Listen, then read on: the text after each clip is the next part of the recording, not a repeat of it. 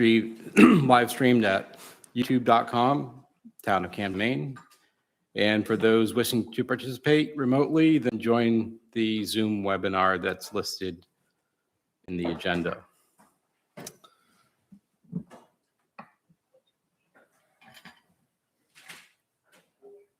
The first order of business is public comment on non-agenda items. And I know that there are some people here wishing to speak to items that are on the consent agenda, and tonight we will go ahead and allow that. As usual during non-agenda items, just keep your comments 2 to 3 minutes, and unfortunately, we aren't really able to respond to those during these, but we appreciate your comment. And, who would like to go first? Any comments on non-agenda items? Chris, just a quick clarification. Did you just say if you want to speak Yes. to a consent item, You you have to speak now? Now is the time. Because you're not going to move the consent item to the agenda. Is that correct? The consent item is going to stay where it is. Okay. And as a result, since there are people here that are interested in speaking to it, you're welcome to speak to it. I have a non-agenda or consent. Please. When you do, make sure your mic is on, so it's green. You can just leave it on. You don't have to turn it off. State your name and where you live. Sure. My name's Lauren Posey.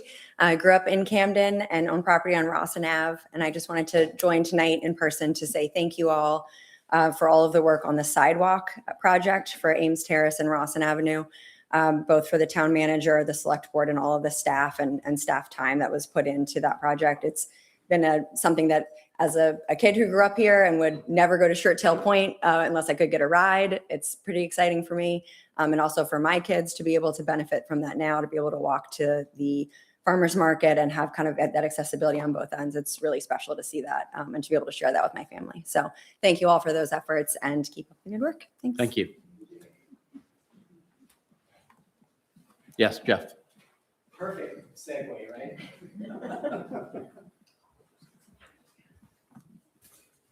Jeff Scott, and the first hat I'll wear is I'm the chair of the Pathways Committee. So you're welcome. It only took a really long time, and it's awesome. Since we live there, every time someone goes by, we get their feedback, and it's the same as yours. It's just been great. I'd like to speak to one of your items, which is the contract, Audra's contract. So I put a lot of thought into this, whether to speak or not. And so I wrote up my thoughts, as Ken often does. I share the same issues about organizing my thoughts. So it's Jeff Scott. I live on Ames Terrace, and I'm just speaking for myself. Based on Audra's contract that was in the packet, the select board packet this week, the train has already left the station on this decision, that the select board has already reached a decision on removing the town manager. You, the select board, have done so without any community input. It may be that the select board members who felt like they were at the kids' table now feel empowered to make changes. I think this is a wrong change to make. And I'd like to point out that neither of the two newly elected members of the select board ran on a platform of removing the town manager. They both ran on keeping the police force local and getting rid of paid parking, and importantly, keeping an open door and listening to the public. They ran on greater transparency, as I recall running against them. To that point, there have been 2 or 3 executive sessions where I assume the discussions occurred to develop the agreement that is included in this week's select board packet, giving 6 months notice to the town manager. So the community has had less than a week to respond. And I've tried to reach out, but it hasn't worked. I, for one, feel railroaded by this board on this consequential decision. I'm hoping you all read Tom Hedstrom's response, published in the Penn Bay Pilot. It was excellent, well written. Have you? Tom served, as you know, on the select board for 3 years, 22 to 25. Tom spoke out strongly against removing Audra, and his reasons for keeping Audra in her position were well presented and thought out. I'm super tempted to read his letter, but I won't. I'll summarize his points. Audra was always prepared. She cares, works hard, studies the issues, understands the options, presents the facts for the select board to decide, makes sure the work gets done after decisions are made.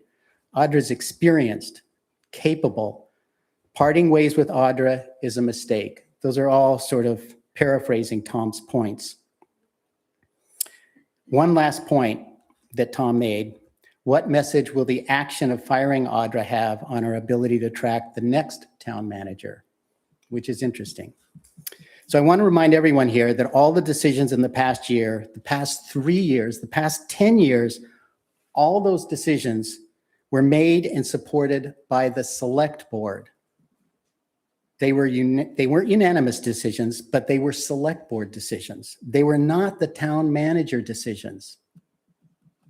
So if you disagreed with the decisions, look to the select board, talk to them, complain to them, speak to them, vote new members in. You did. That's the solution, not releasing a competent town manager.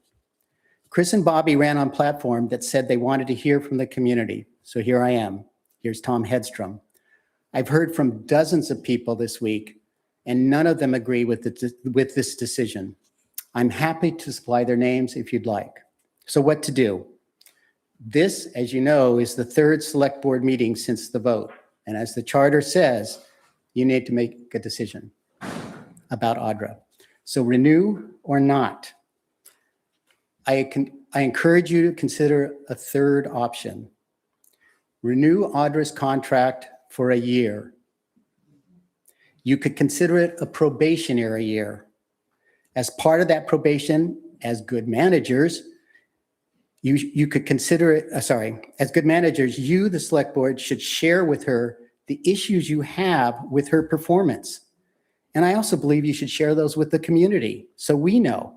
Make the discussion transparent, as you have promised, not behind closed doors. Then in the fall, add an advisory question on the ballot, asking for the community to weigh in on her performance. And as part of that advisory question, continue to educate the public about where you are in terms of what you're upset about with Audra's performance. So I'll close with the same lines Tom Hedstrom did in his letter to the editor. There's an old Joni Mitchell line, you don't know what you've got till it's gone. Somebody should sing that. Camden had a mature, experienced, steady, educated, and dedicated town manager in Audra. And we have seen that firsthand. Camden will be very fortunate to find someone of her caliber again. Thank you. Thank you.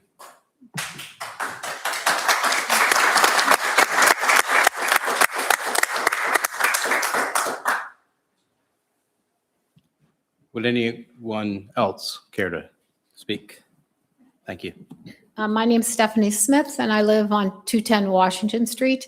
I've worked with Audra when I was on the Conservation Commission, and I must admit there were times I did not agree with some of her positions, but I have to say she was professional, she listened, and I second when I read Tom Hedstrom's letter, that's when I learned and felt blindsided that somehow our town is turning 360 degrees without many of us being aware of what's happening. And I'm saddened by it. I'm worried about it.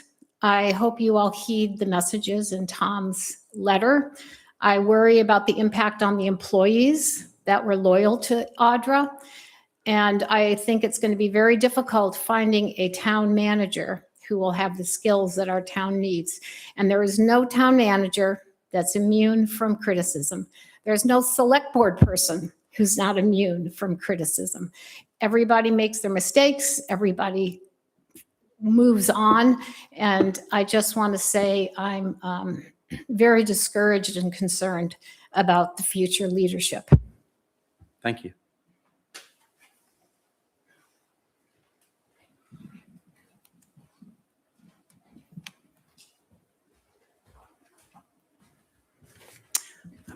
Good evening. I'm Judy Gove. I'm a resident of Camden. And I just want to say thank you all for serving as select board people. It's an important job for our community and not an easy one, I'm sure. Nor is the town manager's job easy. And I just want to take this opportunity, one, to echo what Jeff said, to echo Tom Hedstrom's letter in the Penn Bay Pilot, and to express my appreciation for Audra and for her leadership, for her fair-mindedness, her professionalism over the past 10 years, guiding this town and working with the select board and the various departments in town. And I don't have a lengthy speech prepared, but I just wanted to express that appreciation and say that I feel the new configuration of the select board acted hastily in this decision not to renew Audra's contract. And I believe it's ill-advised. I like Jeff's idea of providing a period of time to work together as a select board with the town manager before making big changes like this.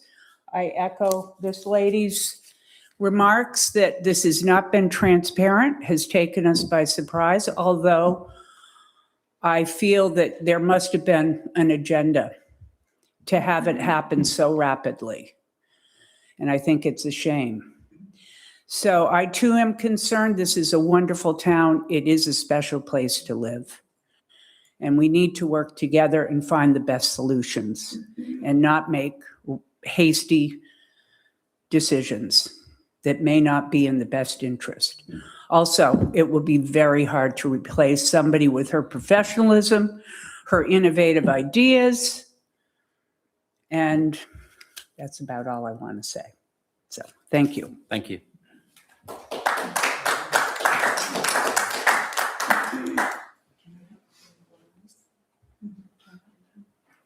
Sure, go ahead.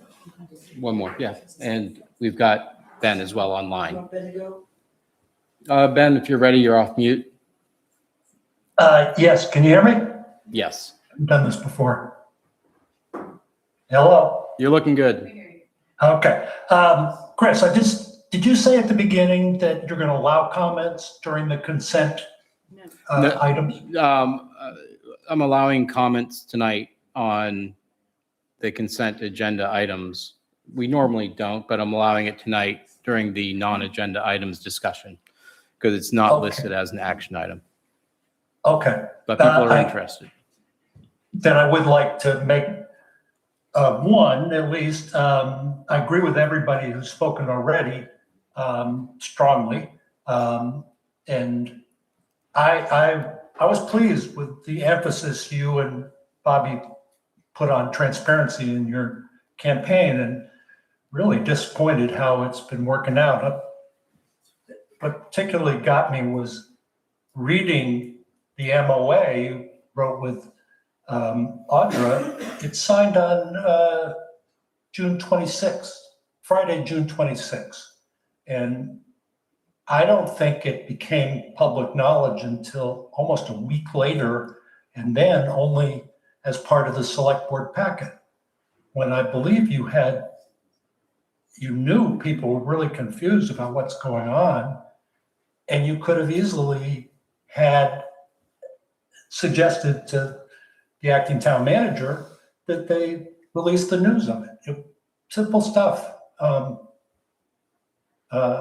So I think you've made a terrible mistake, and I'll be back for the parking section. Thank Okay. you. Thank you. We've got two other folks.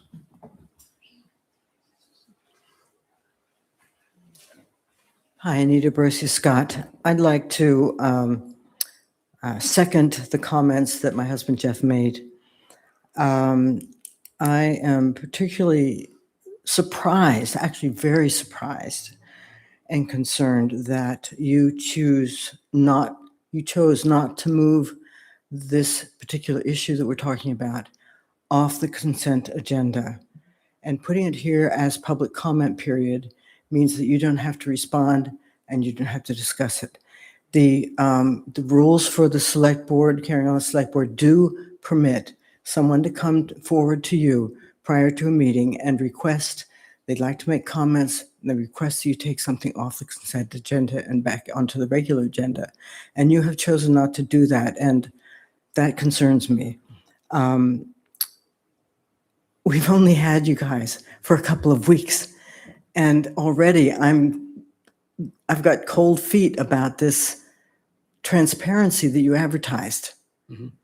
You advertised yourselves as wanting to have a select board that's transparent, and I don't feel this is a transparent process, and it's a very major process that you have taken on immediately. It's inappropriate, and it's not, in my opinion, reflective of the town's wishes, and you're not sure either whether it's reflective of the town's wishes. So maybe what I would like to reiterate also is proposing that a one-year probationary period be signed, that it ought to be signed on for a one-year probationary period, which is a decision you can make tonight because you're up against a deadline. That deadline being the number of weeks after the public meeting that you have to make this decision. So the decision you can make is not yes or no. It can be 1 year probationary period. And I'm going to encourage you guys to make that decision so that there is time for, you can get people to weigh in if that's what you want, which could happen in November. You could provide a year for Audra to respond to what your concerns are about her management. And she would have an opportunity to make good on whatever it is that you're concerned about. I've been here 33 years. We've watched a lot of managers come and go. And I would agree that she's done a great job. Every manager has had his or her weakness. I guarantee you. Each during that period of time, there have been significant weaknesses on managers. Frankly, I think it would be an incredibly difficult job. So I have a lot of sympathy for those people. So just want to make sure you hear those wishes and I'm asking for that probationary period. Thank you. All right. We have a couple more.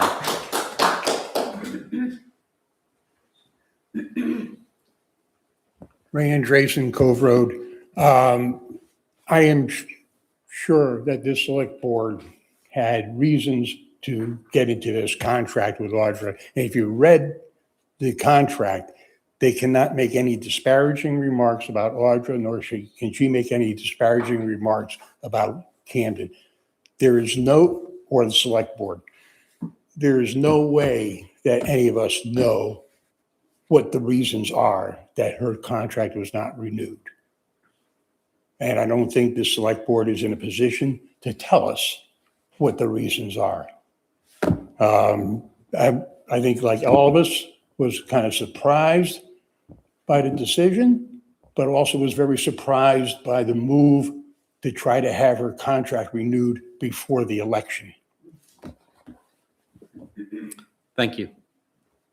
Okay, we can do a couple of more, a few more minutes. Front row, yeah, you've had your hand up for a bit. Thank you. Yeah, you and I know each other. My name's Tony Grassi. Yes. Thank you. 363 Belfast Road. I have sort of two agendas, as you might expect. I'm worried about the river. But first, I will comment that I was horrified by the lack of transparency. I think it was disingenuous. And I think you and Bobby Oxton Blake knew you were going to do this, and you never told the public that that was your plan when we had an election. And I think that's abhorrent. I think the gag order that Ray referred to is also abhorrent. There is no reason for a gag order. You've campaigned on transparency. What you've done is you've shut down any ability for anybody to say anything. And as I understand it from reading in in the documents in the agenda, there are no bad comments in Audra's review. So what you've done is you've chosen to shoot the messenger when you didn't like the decisions that the select board made when you and Ken were on the board.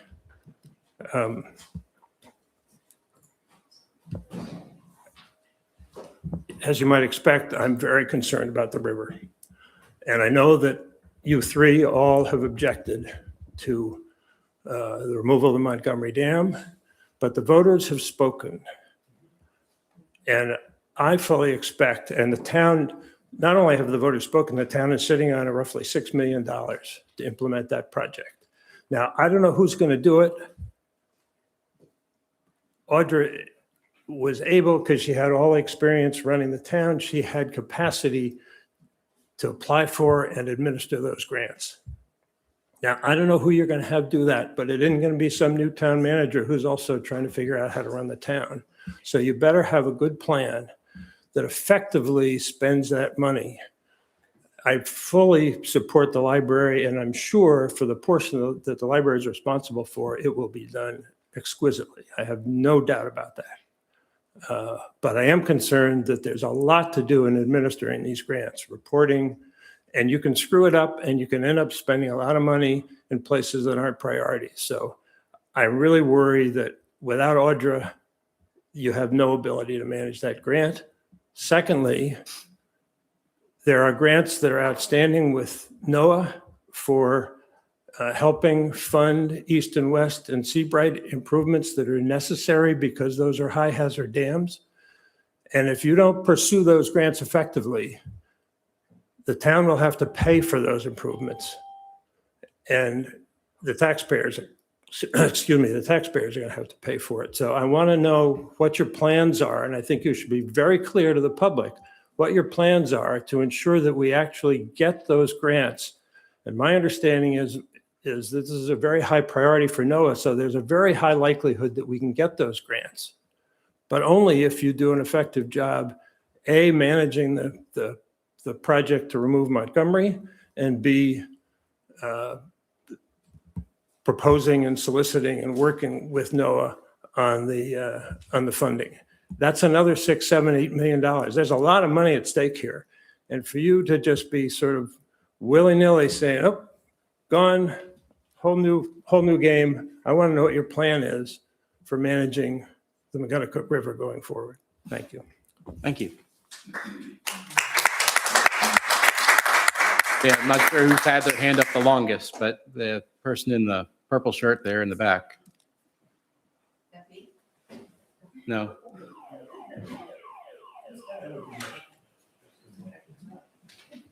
At 7, we're going to switch to the rest of the agenda. Well, I'll try not to be too verbose. Rick Bates, 65 Mechanic Street. I'm just here to comment on the non-renewal of Audra's contract. As the former town manager in Rockport, I worked pretty closely with Audra over the years. And she inspired me with the fact that as one of the old timers in municipal government, I was worried that there wasn't enough young people coming into the field that had the talents and skills that she has. And I always felt with her, I mean, I did municipal government for 40 years, but I always felt with her, I was playing catch up because she was so smart. She was way smarter than I ever was.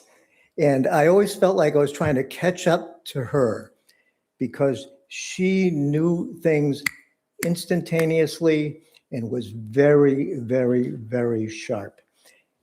She's one of the best, in my opinion, one of the best of the young managers that are in the state of Maine and probably in New England, if you were to evaluate her.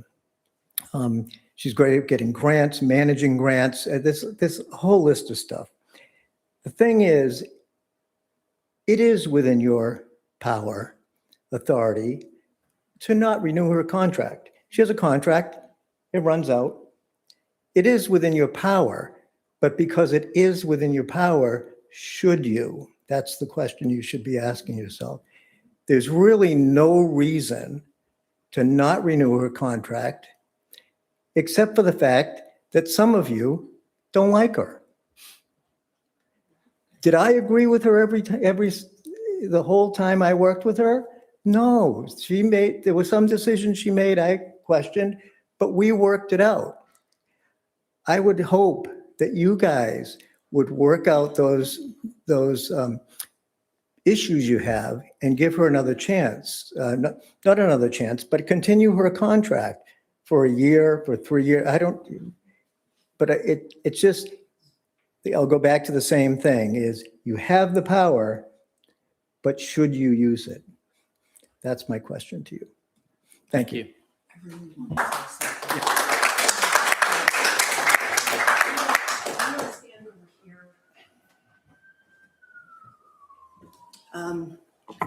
So as the former chair of this body, I feel like there is a timeline that's really important for people to understand. We could have done this renewal back earlier in the year. I wasn't as aware of the timeline as I should have been. And so there was a process that was overlooked. At the same time, several very divisive issues were working their way through the town. We went through the dam process, which blew apart political alliances, neighborhoods, friendships in a way that I didn't even imagine was possible. And then we faced the parking issue and the possible merging our police services with Knox County to deliver our law enforcement through the sheriff's department. These were initiatives brought about by an innovative town manager. And they proved to be so explosive and so divisive that there were people who I have thought of as friends and allies for my whole 35 years of living in this town who I won't walk by their houses with my dog. That's the extent of it. No, not you. You've always been lovely. I always go that way, you know that. The decision we could have forced a vote in our last meeting before the election. We were entitled. That distinction, and forgive me to my colleague Ken Gross, muddied the waters between making the distinction between appointment and employment. And we had the power within the charter to make that employment decision. However, the firestorm that would have resulted, I don't even want to tell you about the state of my inbox. I'm retired. I've got grandchildren. I don't need to do this. I do not need to be public enemy number one over a vote. And it's because a very loud, negative group in this town has created an environment that was hostile to Audra, was hostile to us as a board. And I regret not having pushed that through, but it really felt like it would have created a situation in town that was more explosive than it needed to be. I regret where we are right now. I want more than anything for Audra to continue on as our manager. Her depth of knowledge, her curiosity, her initiative is unmatched. And we are creating a dumpster fire of a situation where we will not be able to find leadership that will guide us through the important things that we need to do. So I disagree with this action taken by the board. I hope that we can turn this around and rethink it. And I thank you all for coming out. All it takes is enough people to not stand up and speak for actions like this to happen. So here you are, and I appreciate you. Thank you. Okay, we have time for, a few more minutes. Thank you. Susan Ryder, 36 Mountain Street.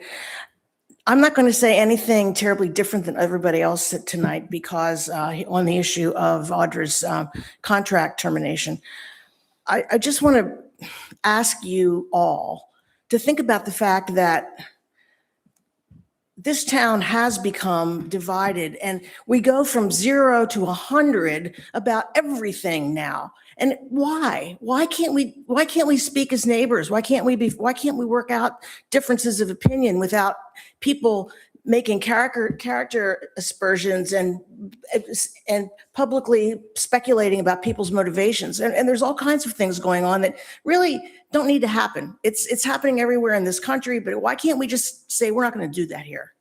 You know, and I'm looking to you for leadership. I'm looking to each one of you to say, look, we're not going to allow that to happen. We're going to behave in a way that our constituents are going to be proud of. We're going to make decisions in a transparent way. We're going to explain them. We're going to be public about it. We are going to have maybe more citizens committees, and we're going to have more input, and we're going to have more engagement, because that's the way you keep this town alive. Otherwise, we're going to be at each other's throats. You'll be gone in the next election, and we'll have to think about all of this again next time with somebody else. You know, I want to be in this town. I love this town. I want to keep my taxes, of course, like anybody else, at a reasonable level. And I'm really concerned that, you know, there are going to be some downside consequences to this constant infighting. We've got to stop it. So I'm asking you, please, hear what people are saying tonight. Be transparent, be open, and listen. You're all volunteers. We appreciate that. You're not experts. We appreciate that. So take advice from the experts like Audra. Not to say you have to do everything she says, but you make the decisions and she executes them. That's how this is supposed to work. So please use that process in an effective way. Thank you. Thank you. Stephanie, again, we've got to end this by 7:10. Why? This is so why. Somebody left their phone here. So I was on the select board also. I didn't write a letter, but I have a lot of things that I could say about Tom Hedstrom's letter, but I'm not going to. I have a lot of things that I could say about Susan's speech that she just made, but I'm not going to, because I feel like there was a lot of things that you signed that I kind of feel like you were muddying the waters right there, because I don't think that you're supposed to speak about personnel matters. And that's why the transparency doesn't feel like Stephanie French, Hosmer Pond Road. So select board people are not allowed to speak on personnel matters. That's why the transparency hasn't been given to all of us. When I've been looking and watching what's happened through all of this, I've been thinking to myself, perhaps Audra's made the decision that she doesn't want to stay here. When she went on medical leave, perhaps the new change in the board, she's decided she wants to make a different move. Does anybody know any different? Yeah, no, she doesn't. We don't know. Okay, hey, let's keep it. Okay. Well, other people were talking to the crowd, so I Understand. thought that was okay. So when I'm reading and watching everything going on, I haven't heard any other stuff going on. Perhaps other people have talked to other people that have been willing to talk to other people, but I haven't heard anything else. So I've only been seeing what's been given here, which hasn't been a lot, because you are not allowed to give us personnel information. So when I read the memorandum of agreement, I'm looking at it as on the 26th, you guys made an agreement to extend till the 31st as an agreement, not like you're firing anybody. That was my understanding of this. So unfortunately, other people have a different understanding. And I'm kind of shaking my head as to where that information is coming from. And that is concerning because select board members are not supposed to be speaking to anybody about what happens in any other meetings, especially about personnel matters. So that's really all I had to say about that. Thank you.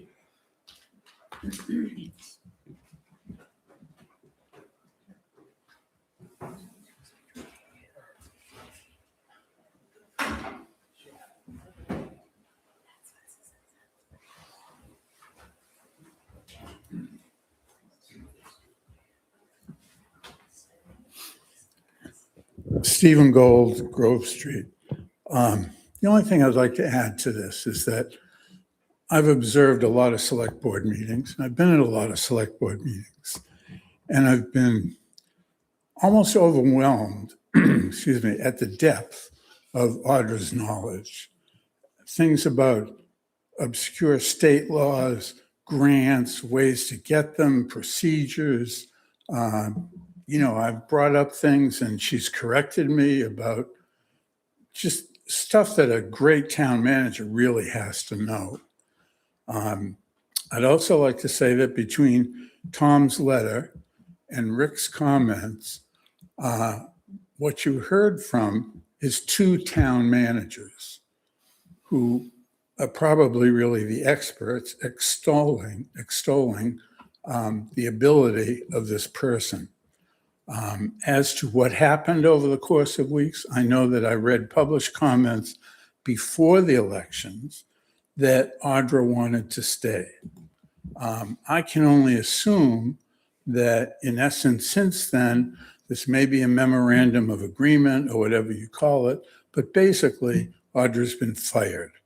The memorandum of agreement is a way to protect both bodies, give Audra a chance in terms of looking for another job. But my feeling is that basically she's been fired. I also have some serious questions about that memorandum of agreement in terms of potentially the gag order. I think in one way you handicap Audra when you say you're not going to say anything if you get a request for a reference.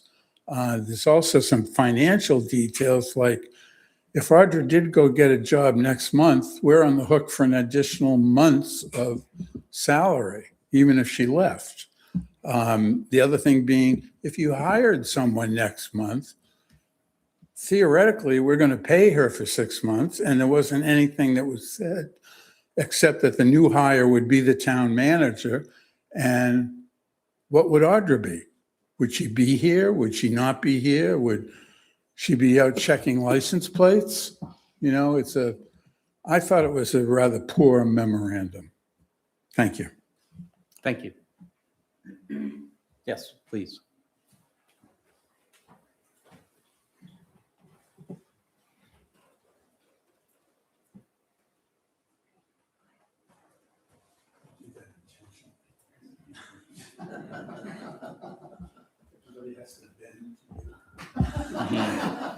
Lavana Snyder, I live at 8 Timbercliff. I've been in the community for 30 years.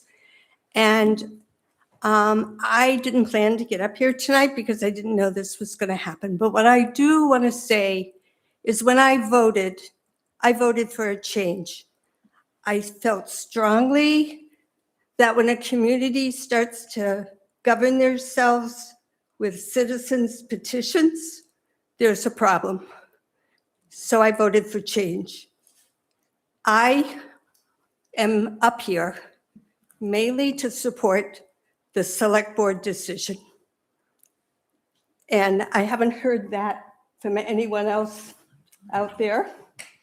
But I think I voted for this select board. I support the decision you made. Thank you. Okay, we've got 2 more comments, it looks like.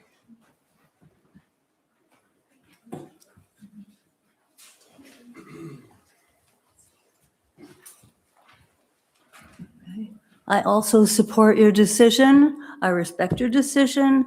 I honor your decision. I know you didn't take it lightly. And for all the supporters that Audra has here, I must say, and you say you haven't heard any words of dissent, I can tell you I've spoken to many, many people who said, we really need a new town manager. We really need a new town manager. We really need to change things.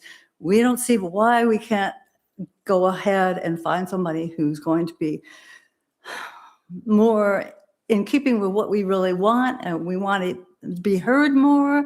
So I appreciate how many people have come out in support of Audra, but I can assure you there are an equal number of people that I've heard differently from. And I think, frankly, giving her 6 months of probation or whatever you want to call it, according to this understanding, I think that's more than gracious of you.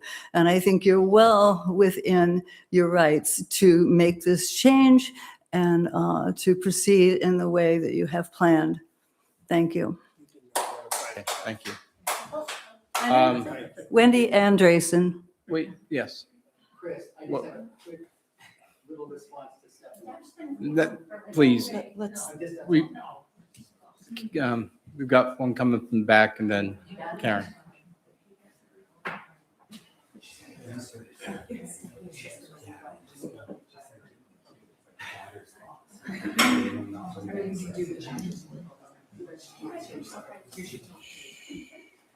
Good evening. Thank you for allowing us to be here and speak. I prepared, but all of the things Deb Chapman, I live on Washington Street. I haven't been here for 30 years, but I've been here since 1989. I think that's almost 30 years.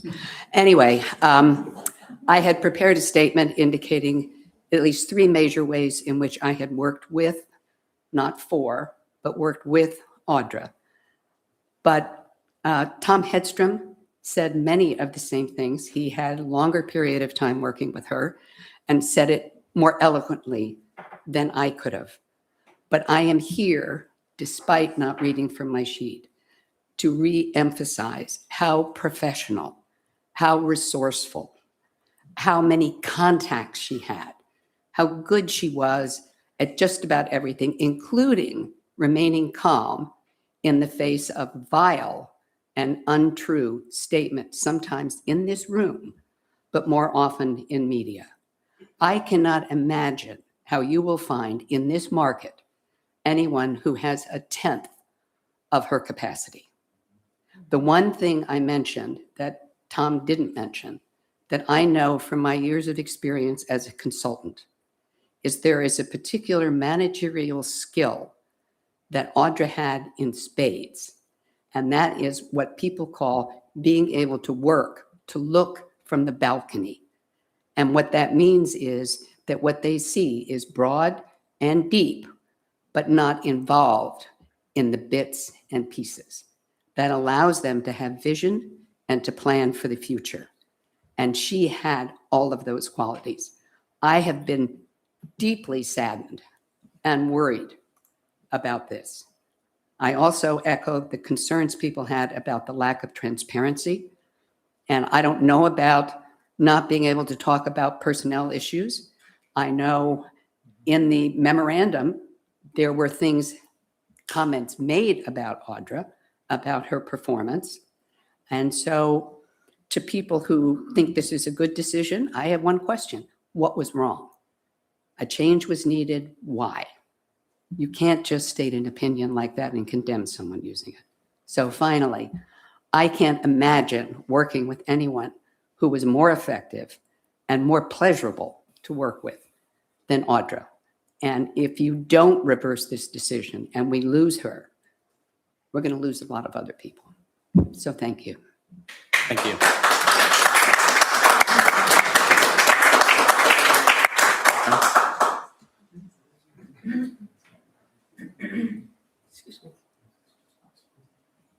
Hello, I'm Karen Grove. I live on Blake Street in Camden, and I've been in this town pretty much my whole life. First of all, I want to thank everybody here, everybody, because we are engaging in civil discourse, which is something that this country is beginning to lose. So good on you.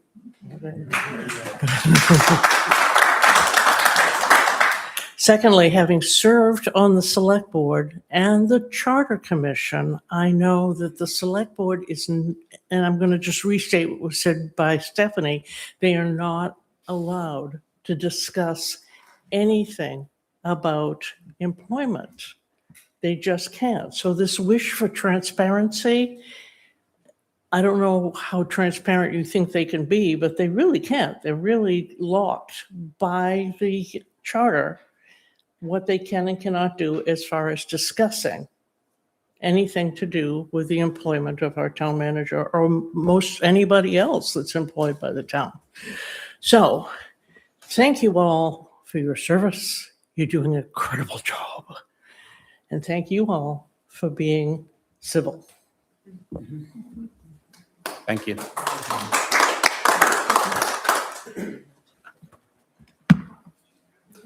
Alex, please. I know we.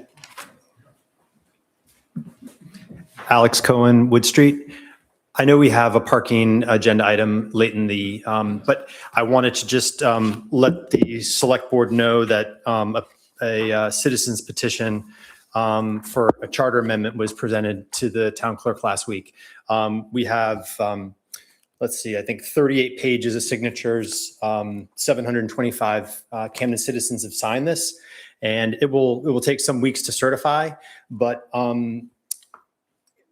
of course, you know that there was a petition before the last town ballot, which was not approved. So this is sort of a second effort, and it's notable that these 725 signatures represent 20% of over 20% of those who voted in the last gubernatorial election, which is double the amount of a traditional citizens petition, which is only 10% of voters in the last gubernatorial. So this is a significant reflection of town sentiment. I did not do this all by myself. I was sort of, maybe, kind of the nuts and bolts guy, but there were, half a dozen, 8, 10 of us that were involved. Some of them are in this room.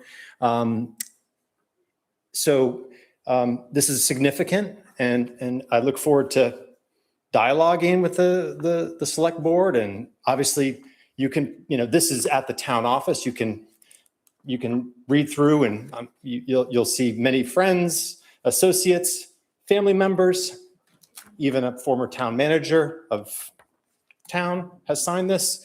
I think it's significant and a lot of work. Well, I guess it didn't take that much effort to get this done, which speaks volumes to how activating this issue is. So in a nutshell, it just seems like a fairly, we've done this twice now, having citizens petitions presented, and, the citizens want a say in this. It's a fairly straightforward ask. So I would hope that the select board kind of takes this very seriously, and we can, consider the ramifications of this. And I know we're going to talk about this later on, but I wanted to just let you know about the petition in particular. Thank you.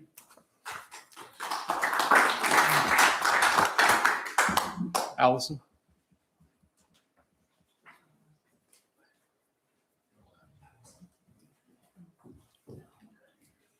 Thank you. Allison McKellar, 79 Mechanic Street.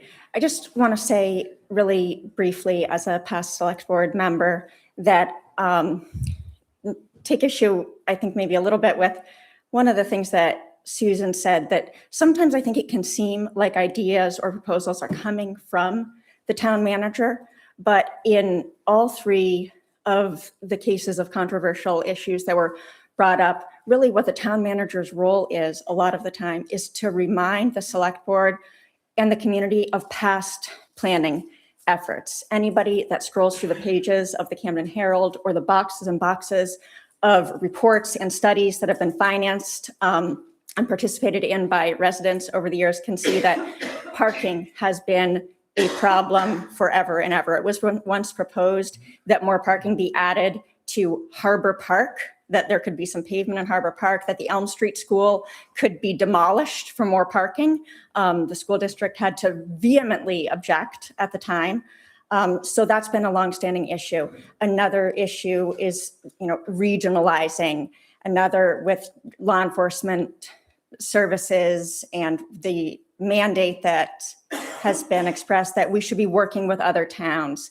The other thing is, the river stuff that's come up over and over again. So I think sometimes the town manager gets blamed for coming up with things when really what it is giving some history. These are the things that are in the comprehensive plan. It's been said that regionalizing is a goal. Is this something you all want to consider?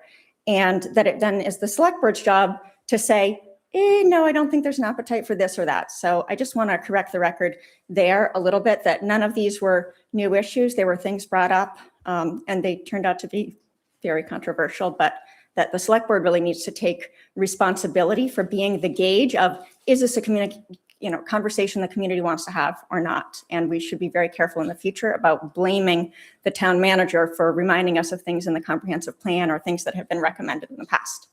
Thank you. Thank you.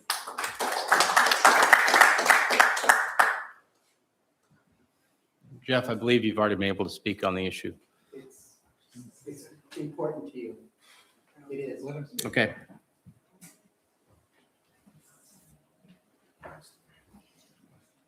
I didn't want to say this, and Stephanie, you reminded me of it, so thank you for that. Audra hadn't given me permission to say that, yes, she would love to continue serving as the town manager. I asked her, and she gave me her permission to tell you that. So in your decision tonight, she would accept a proposal from you other than the one that you're currently on your consent agenda for serving for a longer period. Thank you.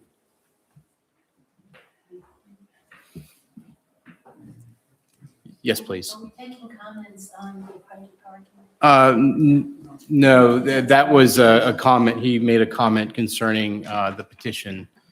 Yes, it's related to parking, but it was about the petition, not what we'll be talking about tonight. So that's why it was allowed.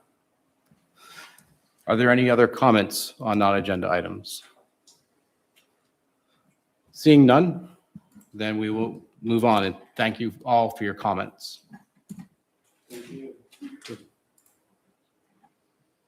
The next item is the approval of minutes from June 2nd, 16, and the 23rd. Make a motion to approve the minutes. Any discussion? I think Bobby actually should abstain from the June 2nd since you were not a member of the board at that point. And put your mic on, please. Just keep it on. So you're right. So I would need a different motion for June 2nd. So moved. Second. Keep your mic on. I move we Please keep accept it the on. minutes from June 2nd, 2026. I'll second that. Any discussion? Nope. Seeing none, all those who approve of the minutes? And that's any opposed? Seeing none, that is 4-0. And one abstention. Then thank you. 4-0-1. Thank you. Motion to approve the June 16th and June 23rd minutes. And I will second. Any discussion on the June 16th to 23rd minutes? Nope. All those in favor? Any opposed? No, that passes 5-0. Next are public hearings for the liquor licenses and special amusement. One is 8 Bells for a renewal, Class 1 restaurant liquor license. Is there anyone here to speak to that?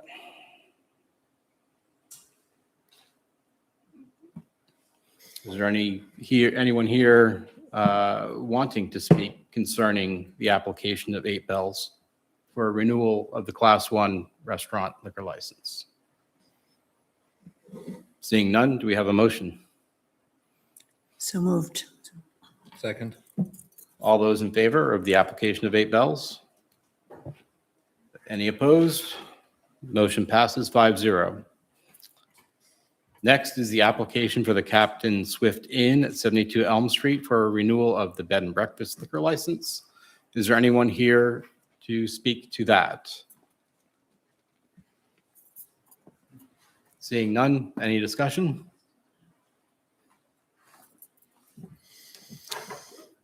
Move to approve. Second. All those in favor of the application for Captain Swift Inn? Any opposed?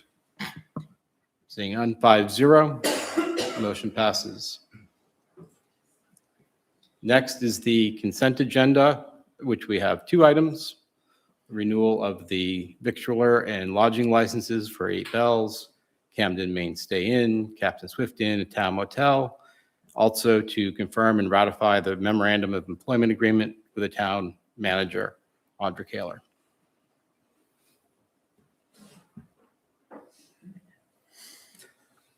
We just move on. We just move on. Agenda, so there's. Yep. Thank you. Next up, we'll move to the action items then. Does anyone care to, at this point, I know there were a lot of people here speaking to that. Is there anyone that, wants to take the moment to leave? They can. Otherwise, we'll be moving on to the action items, which is to set a date for the 2026-2027 Camden Priorities Open Workshop Meeting. And what this is, in the past couple of years, we've had a meeting up in the Tucker Room where we went over the priorities for the town. I'll take a moment while they depart.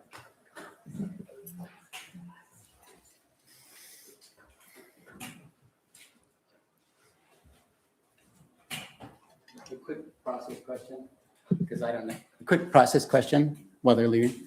Don't you vote on the consent agenda? No. You just say, that's it? Yeah. Oh, okay. Yes, there's no need for it. I didn't know. That's okay. Thank you for asking.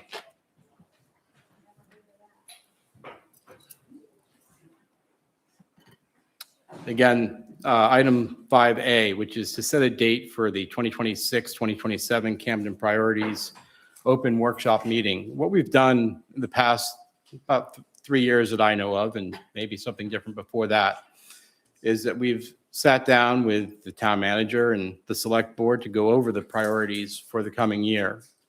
It has been held in the Tucker Room before, and there's been some participation by town members, and town members are welcome to do that. But what this action item is about is for us, the select board, to set a date of when we would like to have that discussion. And of course, we would want to invite members of the town as well, who would like to comment on priorities for the next 11 months that we can handle. So at this point, I'd like at least to have a motion for when that might be, what people can fathom. Was it usually a weekend or an evening? We usually did the Camden Priorities meeting as a workshop on a night when we ordinarily would hold the select board. We would normally do it on a Tuesday night, just like, would basically take the place of a select board meeting. Of course, if there are items that needed to happen, like, some licenses or something needed to occur, we would handle that first and then quickly go into our workshop but the only item otherwise than essentially renewals or any other immediate actions, we would work on the priorities item, and it would take the place of a select board meeting. So you're suggesting the next meeting, which would be the 21st? I would probably think it would be more, we've got a couple of things that we need to do probably on the 21st. It's just that usually it makes more sense to do it on the second meeting. Like usually there's more business to take care of on a first meeting. So it makes sense either to do it on the 21st or a third date. So that we could do it the 28th as a separate, if you think there's. Rather not there be a third meeting. But We I had don't a really- third meeting in June. And I can't imagine that there's that much that we would need to do on the 21st. What about on the 21st, I have a few items. One is Mr. Scaling would like to do a presentation on where they're at with the lighthouse. We may have a confirmation, affirmation to do as well. And plus, we'll need to spend time on the 21st about committee appointments. So let's look at August then. Jody, unless you're aware of anything in particular on that first weekend, the first select board meeting of August, if there's anything in particular that would be coming up, that would probably be a good meeting to do that in. I don't see why not. We can book it now and then just sort of craft any small items. So that would be August 11th? 4th. 4th. Okay. So do we have a motion or further discussion for August 4th select board meeting to be the workshop? I'll make a motion for it. I can't hear you. Wait, not August 11th, August 4th. August 4th? Yeah. To make a motion to have the workshop, Okay. priorities workshop. Yeah, I'll second that. Any further discussion on the date of August 4? I'm just curious about how this will be formatted. It hasn't been my recollection that this has been we've had a select board priorities meeting, and I don't recall that we took a great deal of public input. We had a select board process. So I'm curious as to how you're envisioning incorporating input into our planning process. Yeah, that's a good question. I think I almost be treated as, getting input like we normally do in a non-agenda item fashion, but at least, overall, this is it's a meeting where we've had before, which semi-brainstorm, but there was some framework around it too, where we knew that there are things that have to be done. And as well as there was opportunity for the town manager to speak to a pressing issue, as well as the select board members could go ahead and speak to pressing issues. We've got time in between now and then to make a framework that'll be workable. And although the public was allowed in these other meetings, all I can think of is one or two people who ever attended. I remember a person sitting over on the side who spoke up, and there was another one in the back of the room on a separate meeting. It hasn't been a great amount of participation by town members, and that's why I wanted to bring it up now. Some bit advertising for that, but it gives us time, if we have it on August 4, to build a framework that's reasonable, so that it allows a reasonable amount of time for people to state what they see as their pressing issues. And, we may not make a final decision that night of which ones 1 through 20, but understanding what the priorities are and understanding then this is something that we usually then have to get some input as well, not just from the town manager, on the department head. So what maybe needs to get done. That's my thought anyway. Any further discussion? Jeff?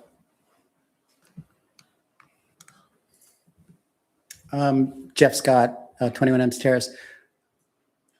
I think, I don't know if you meant to say it, Chris, you said get input from the public like in a non-agenda. Yeah, like. Because that means no discussion. No, I didn't mean it in that way. I'm sorry. Okay, all right. Because I was going like, that's not the idea. The idea is to talk. Right. Yeah, And that was great. what I meant by great. allowing That people was to it. talk That was it. and the big whiteboard. So you mean a discussion? Yeah. Okay, Again, there won't be probably final decisions on things, but at least we know what people have in mind, and it's an open opportunity to do that. Granted, there's only 10 months left of the fiscal year for that. It's before budget season, and those concerns have to be thought of, but it definitely is an opportunity. When we've had those meetings, we've not been able to address all of those items that were on the list for other things either, but certainly trying to address those where there are the important need. It's another opportunity to have people say what's important in their neighborhood, their part of Camden, or what they're concerned about. Thank you for the question, Jeff. Any other questions or want to discuss? We have a motion out there for August 4 and a second for August 4, and that would be the regular 6:30 meeting time. We'll probably host it here, but we might not sit up here. We may most likely sit around the table. I'd recommend doing it in the Tucker room. Just to Can get us out of this space occasionally, get us into a different space. Okay. It makes it a more casual feeling. There's room for people to participate. We can record it. We can do the video stuff up there for people who want to attend. I can try and arrange that. It's not, the room's not set up for that, but we can It's not certainly set up try. for the full, but I mean, we did that last year. It was recorded and probably. Okay. I'd especially want people to be able to input. I mean, we've got till August 4. I think we have make that that happen. owl. We have the owl. We Yeah. have We have ways. Okay. anything that gets us out of this room. Okay. Very good.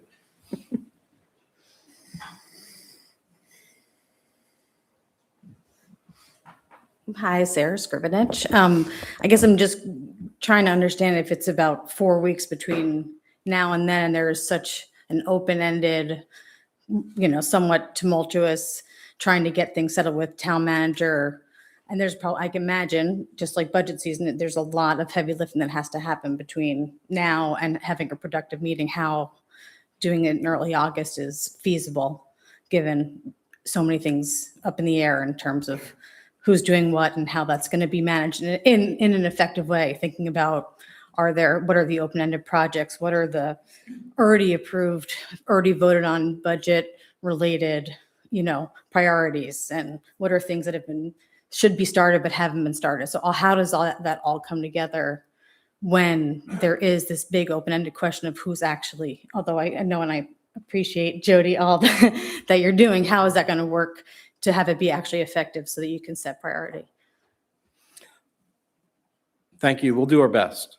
We know that it is a month. It'll allow, time for us to collect the data that we can so that we know, again, those must-haves, as you say, the projects that are already going on, and also the whiteboard for what are the other priorities. And we'll do our best. But right now, we've got the vote on the floor for August 4. All those in favor of having the Camden Priorities Open Workshop meeting on August 4, and I'll say in the Tucker Room. All those in favor? It'll be the regular select board meeting time. And none opposed, so that passes 5-0. Item B. And although it has been posted for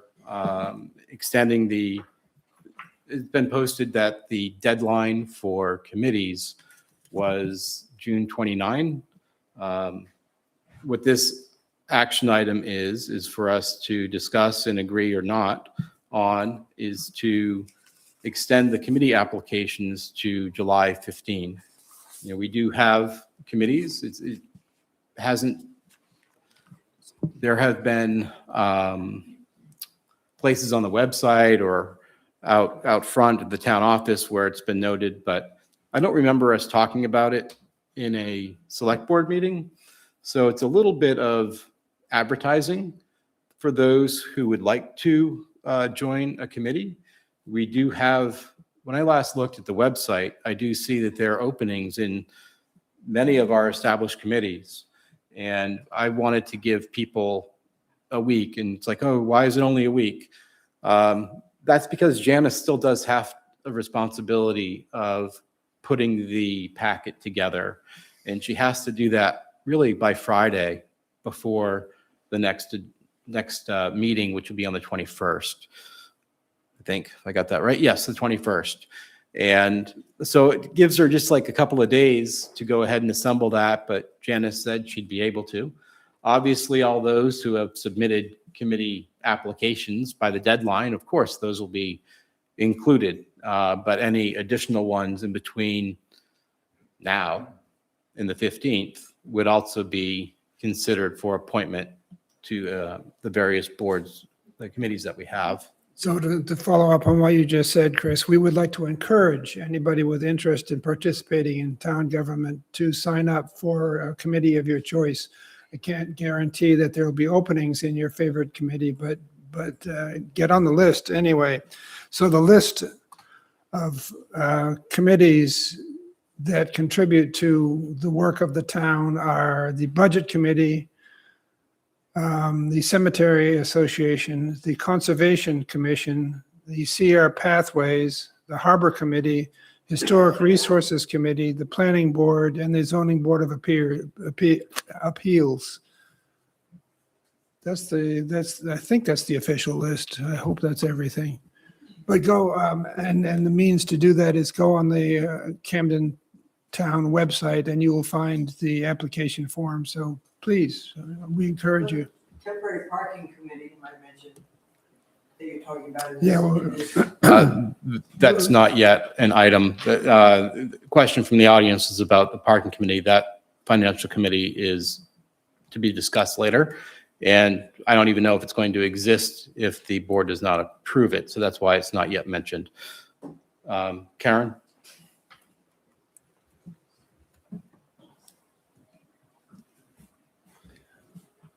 The Charter Commission is to be put together by 2027. I signed up today, but it's not on that list. So I think that if it could at least get out there telling people what it's about and how very important it is, because the last time I served on the Charter Commission through the most recent one, but before that, it was over 25 years, over 30 years, I think, before the charter had even been touched. So the charter now says that every 5 years it has to be reviewed. Okay, so it's coming up on that on 2027. If you could get out the word to people, what it's about, what it is, how important it is, maybe by the end of December, you'll have a group of people that might be interested in it. Thank you. That's actually something that I have been discussing with our town attorney about. There are certain, that's a different sort of commission, as you know, and there are different processes about it. So out of the need for accuracy over speed, it's one that I've asked Bill to opine on to make sure we do the Charter Commission the right way. And that, thank you for the ad, coming to a theater near you.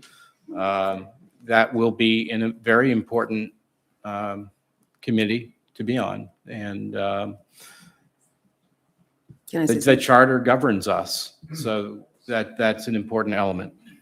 I also just wanted to say, we've also been talking about, we had a personnel committee for the longest time and it just sort of got dissolved. Not sure when or how that happened, but we've also been talking about trying to get that put back so that there is a personnel committee as well.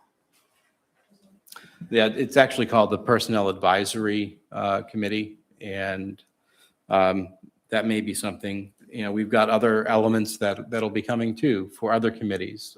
For example, depending on the work that we do with MMA concerning the town manager, there may also be a committee for a town manager selection as well. Those are just things that may be occurring. However, the list that Ken read off tonight, those are the appointments that we'll be looking to do in our next agenda for July 21. And so please send in your applications per the website for that. One other thing, Jody, do you think we could do something to the papers about, I don't know if that's something that we do or if it's something we can ask you to do, but something to the papers about signing up for committees, just even if it's online? Yeah, I can ask Janice to add it to to the 2 local papers. Yeah, that would be awesome. And the sooner the better, obviously, because we're just taking them till next week, right? Yeah, because again, that to give Janice time. Now, that meeting, and why is it an action item, is because it's something that's listed in the charter that says thou shalt do the committee appointments effectively July 21. And it is the case that throughout the year, when absences do occur, yes, we do take applications, but we want to make sure that we advertise when there are openings to give everybody an opportunity to submit something that they're interested in to be able to sit on the committee.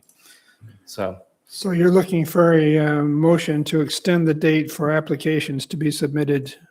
New deadline, July 15th. that's correct. I so move. Second. Any further discussion? In a vote? All those in favor? Any opposed? Seeing none, that passes 5-0. The next item, 5C, is the appointment of a Midcoast Solid Waste Corporation board member. And in this particular case, am I correct, Susan, we've got 2 openings for the solid waste? As I understand it, there's one citizen community member from Camden, and then a select board member. Right. And my husband Greg has been the community member, but he is willing to step aside because Allison McKellar would like to be appointed as the community member, and he has no objection to that. And can I ask Okay. Allison a quick question? Okay. Let's first talk about, there is a need for a select board member to be part of that committee. I was just And wondering then- when the meetings were. It's not about that. It's about when are the meetings because of work? Like, that's what I was thinking. Like, when are the meetings held? Like, are they every other Yeah, Wednesday? why don't you come to the podium, I guess, Allison, thank you. Thank you. I appreciate it. The meetings have oscillated, so I'm having a blank of whether it's Wednesdays or Thursdays.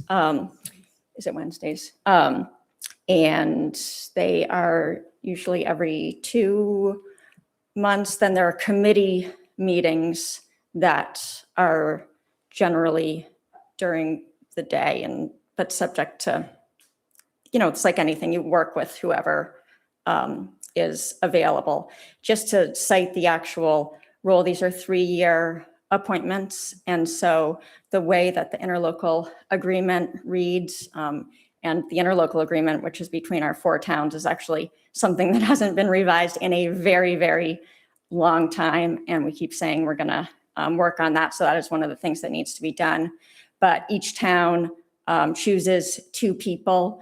They can be select board members when there's a select board member interested, or the select board can appoint somebody else. And so historically, select board members have found themselves to be incredibly busy and oftentimes have appointed people. So there's that discretion, but it is really important that it's looked at differently than a committee, like the advisory committees, because kind of similar to the Cemetery Association, actually a little bit, but even more, this Midco Solid Waste has the power of assessment. It's a separate thing, almost like the school district. So it is a board with terms. Currently, my term on the board expired coincided with my select board membership. Greg was appointed for a 3-year term, and I think that expires next year. So In this case, Greg has offered to enable you to be on the committee since you're no longer a select board member. By Greg stepping down, that allows that opportunity to us still maintain a select board member and a non-select board member from the town of Camden to be on that committee. So that's. Sure, yeah, I where mean, we that's are. not a requirement. I think the most important thing is there being a That's- select board member that wants to do it, that has the interest Thank in you. doing it and the time. So it's kind of like for you guys to decide. That's correct. Thank you. To that end, I'll make a motion to nominate Allison McKellar to the select to the waste. well, first let's talk about a select board member who would like to. I was just looking at what's on the agenda, which does not mention a select board member. It just Okay, very good. And what was your motion? to nominate Allison McKellar to the Solid Waste Corporation Board. For the, Second, that for the remaining term or for the? For a 3-year term.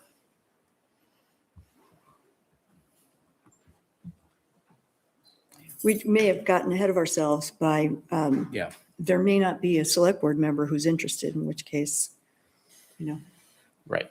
we may So- have gotten ahead of ourselves by removing Greg as a member. Well, let's first see if is there a part of the discussion, is there a select board member who is interested in being on the Midcoast Solid Waste Committee? So I am interested in it, yes, actually. That's why I wanted to know how often it met, like if it was going to be like this twice a month during the middle of the day. But if it's once every 2 months and I have to be on like a committee that can work around my schedule a little bit there, I would totally do it. Do you have anybody else from a select board member who would like to? Yeah. Thank you. Are you interested? No? You're good. You're good. Okay. Very good. Bobby, would you prefer, as a select board member, would you prefer to do that as a 1-year or a 3-year term, given that both would be open? Given what your schedule is, maybe a 1-year term. And see I how think it the goes. 1-year term, see how it goes. And if everything goes well, then next year, maybe I would go for a 3-year term. You know what I mean? Like, All right.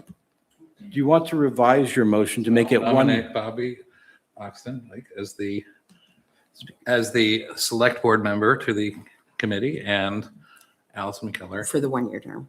Thank you. Yep. I will quick finish. and Allison for the 3-year? That's the motion. I'll second that. I'll second that. Thank you. Any further discussion? All those in favor?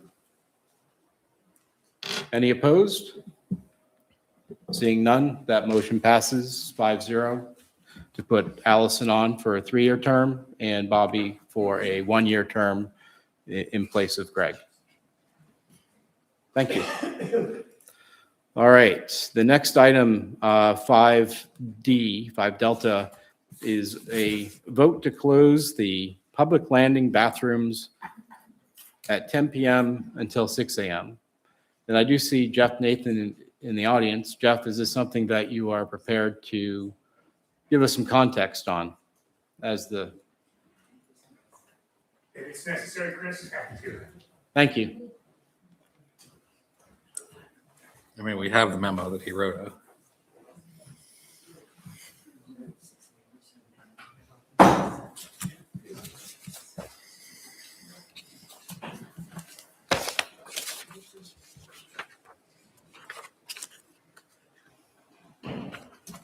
Although it should be noted that the memo says 10 to 7, the minutes, the agenda says 10 to 6, so. Yeah, it's intended to be 10 to 7, just match staffing.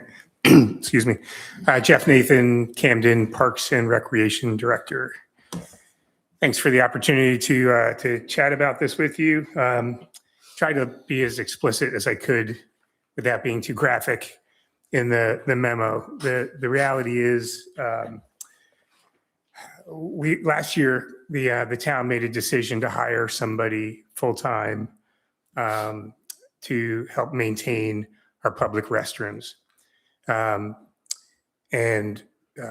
What we have since experienced is that feedback we've gotten from people during the day has been very positive. A Brown is doing a great job, and she gets great support from the harbor master and the harbor master team to make sure that all of that happens.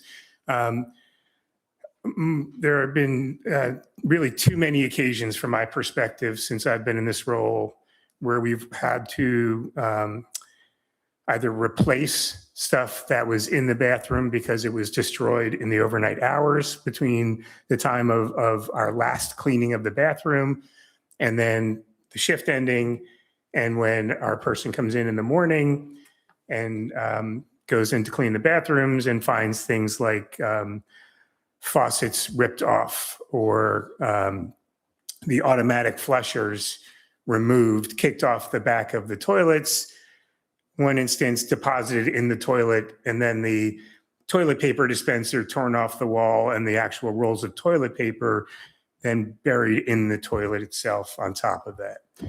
I tried to do some digging as to the context behind why our bathrooms are open 24 hours a day. Also checked with some other local municipalities about whether or not they have facilities that are open 24 hours a day. In all instances where I checked, including Rockport, they do not. They're open when they're actually staffed, which is actually less time than what I'm proposing here. I don't think it's in the town's best interest. I don't think the bathrooms, anyone who's using the bathrooms at night, I think there's as much possibility that they're going to walk into the bathroom and find something that will not represent the town the way we want it represented, as they will a clean public toilet for them to use. So I think we have a couple options to consider. I think the least expensive one and the most expeditious one is to close the bathrooms at 10 p.m. I think it's a reasonable time. People are, probably if they're going to eat dinner and walk around down there and need a restroom, there's one available for them. After 10 p.m., we're really limiting it to who would be using the bathrooms. Another option would be to hire another staff person to staff the overnight hours, and I would certainly recommend we consider either a security guard or a security guard / janitor, but somebody who would be able to have oversight over the bathrooms to really prevent the type of activities that are occurring. Just to add a little icing on the cake here, there have been several police reports filed over the past couple of years. We've had instances of unhoused people living in there in the winter months. It's just, it's more trouble than it's worth. I would say the juice is not worth the squeeze of keeping them open 24 hours a day. What about the ones on Lake Beach? They're not open 24 hours a day today. What are their hours? Do you know? Guess. It's okay. It's either 7 p.m. or 9 p.m. that they're closed. Okay. Kind of a dusk thing. Yeah. Because that's when it, any others that we have that are open? No. We keep the Snow Bowl bathrooms open while it's staffed. Yep. So when we're there, typically 7 a.m. to 5 or 6 p.m. Or if we have events, the Snow Bowl public restrooms are open. But no, there are no other, the restrooms here are open while the town office is open. All right. And while we have the harbor master here, are there any boat trips or anything that this would impact by going to a 7 a.m. versus a 6 a.m. opening? Is that going to harm any of I don't know what the schedules are of the boats. Yeah, no, there's no boats running after 10. No, but how about in the morning? Before 7? Yeah. No. There's no significant activity. No. And how do you feel about the support for the people who do have boats in the harbor? Is that any impact for them? No. I don't believe so. Most of the big boats, the bigger boats, if they're going to be on their boat, they have heads. Yeah. So it won't be imposing to them. Okay. Pretty straightforward. Yeah. Allison?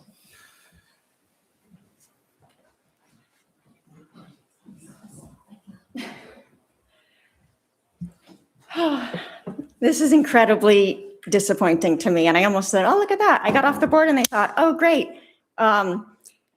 This is one of the things that changed about 5 years ago that I am most proud of during my time on the select board. And we talk about all these controversial issues.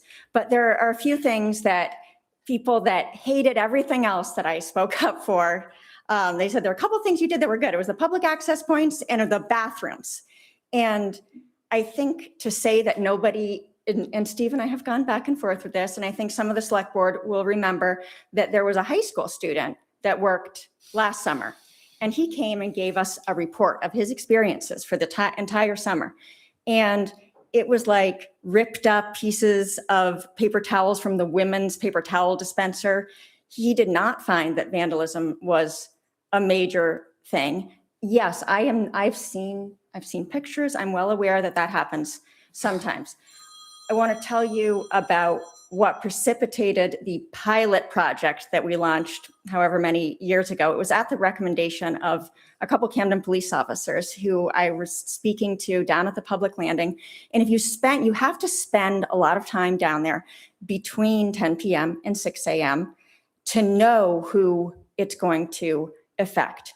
And when you see people that are desperate to use the bathroom, and then they go and they see this whole thing glowing, and you can't get in there, first of all, it's incredibly upsetting. Everybody from small children to, we've turned into a town that is closing down earlier and earlier, but that's not what we say we want as a town. I think the noise ordinance in the downtown at 11 was a problem too. That should be really slow. People want this to be more of an active place. So to say there aren't people walking around people have medical issues where they go for a walk and then they have like a need to use the bathroom. We only have one bathroom.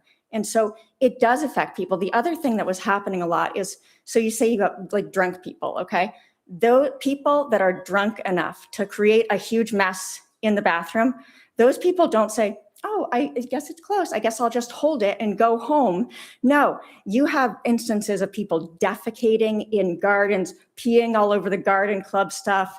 There was human feces found in between the stacked up floats down there. People, it happens. And I think that we should invest in some, if it is a big problem, then we should invest in some better cameras. What I heard from the police department is that they were willing to check more often. I think it would be worth a little bit of investment in cameras so that you could actually, when they do have the footage, they can go back and say, well, it was checked at such and such a time. Places all over the world solve this problem of the public restrooms. And it's something that does benefit a lot of people. And I would, especially if you're going to do it, don't close them in the middle of the summer. Talk about this a little longer. And I just, please don't do this because you might not know who it is negatively impacting. Thanks for listening. Thank you.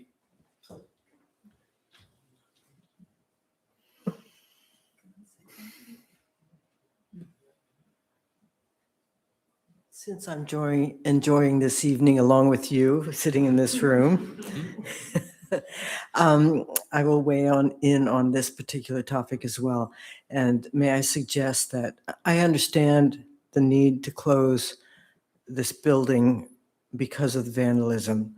I did not see pictures, but I certainly heard the description, and that's pretty horrifying.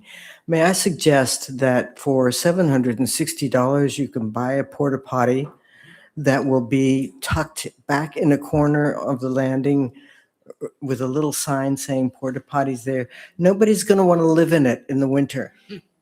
And it won't be heated. And I'm sure all of you have found times when you needed a bathroom and there wasn't one. And what do? There is nothing you can do. So please provide for the people who will need it after 10 and before 7. There's a beautiful navy blue potty online, as I said, for $760. You can find something that will tuck away, have a little sign where it is. I mean, they're all over town if you know where to go. And I question whether they're really vandalized. It's like Lake Beach. I mean, not Lake Beach, but like Shirt Tail. Yeah, and there's one I think over in And the Rawson Avenue area too, right? Oh, you want to put one in our neighborhood? Is that what you're saying? There is one already, I believe. There is one at the Tannery Park. There is one. At Tannery Park. Okay. No, but seriously, if somebody's down on the landing, I think it's appropriate to have something there They don't have to, as a visitor, they don't have to guess where ours That's an are. interesting And my idea. question would be to the police department or whomever, have those been vandalized? The ones that we know of that are in the public domain, like the Tannery Park and Sure Tail, have they been vandalized? So act on that, I think would be That's a good. good question. Thank you.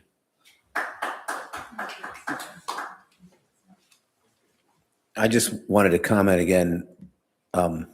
I disagree with Allison. I don't, if you shut them down, then people will know that there's no bathrooms there after 10. In the middle of the night, they can make other arrangements. But I like the idea of a nice blue porta potty. We could put it on the north side, right next to the dumpster. It would fit nice right next to that.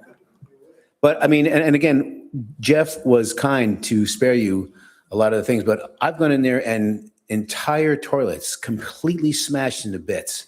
I mean, there's a lot of vandalism in the middle of the night because you're asking for it if it's open all night long. So I think a porta potty is a great idea because then you're solving. Is there a reasonable place that would work? Yeah, you could put it right between where just where the staircase is next to where the dumpster is on that corner of the brick building. It's hidden, you can't even see it, but you could have a little sign that says porta potty. It's a good idea. Now, you have your thing. We'd have to have a contract for maintenance, but it's probably a lesser cost than repairing the damage. That's Well, excuse me. Is there? You can come on up. Just wait a moment. With the other one, I don't know who's the best to answer this. Whether it's Jeff or Jody, but with the other porta potties that we have, porta johns that are, again, one's Tannery Park and maybe Sure Tail. And at the Snowball, we have some. Yeah. What's been the experience of that? We have incidents, but not to the same degree of destruction, of property destruction that we have in the public restrooms. Can I ask one question? Do you have any idea how much money, like in the last year, 12 months, we've spent fixing the restrooms down there? We just spent $1,100 in plumbing expenses down there last month. Okay. But you're not spending that every month, right? Not every month. And so it's what we're trying to do is revert back to the manual flushing mechanisms to think that perhaps that may help stem some of the challenges that we have down there. But we've had to replace sinks, we've had to replace faucets, we've had to replace soap dispensers, we've had to replace toilet paper dispensers, paper towel dispensers in one form or another, toilets, and then the hardware in the back of the toilets. So all of that over the course of the last 2 years, we've had to replace at least one of each of those items in there. We've also had to remove graffiti from the walls. And then, again, I'm not trying to, dramatize this. But when our cleaning person goes in there in the morning and for her to see the state of the bathroom, it's bad enough when you get 100 people are using it an hour Right. during the day. And she's fully prepared for that. It's a totally another thing to come in there in the morning and find human excrement and then rolls of paper towels or toilet paper shoved down in there with it so that it becomes just very problematic. And she's amazing and does a wonderful job for us. And I think the world of her, and she doesn't complain. She's not coming to me with complaints, but when I ask her, what are you seeing? How's it going? And these are the stories that I hear. The town has other porta potties in other places. If we want to pursue that, that's something we already budget for in the Parks and Recreation budget. I'll figure out where the money comes from this year, and I'll put it in the budget for next year. In order to do that, we can put signs on the restroom saying, from this hour to this hour, there's a porta potty over here. If I'm not trying to reduce access for people that need the access. What I'm trying to do is be a responsible steward of the town's finances and, and make sure that the facilities represent the town in the manner that we want them represented. And right now, with our current staffing and in the current situation, I can't manage it effectively. And it's just, I'm very open to other options. So I'll make a motion, I'll amend this a little bit, but to close the public landing bathrooms from 10 PM to 7 AM and to explore the installation of a porta potty on the public landing for use during those hours. I'll second that. Okay, one more, a little bit of discussion, No, but we can have please, further discussion. please but- come. Hi, my name's Jessica Wheeler.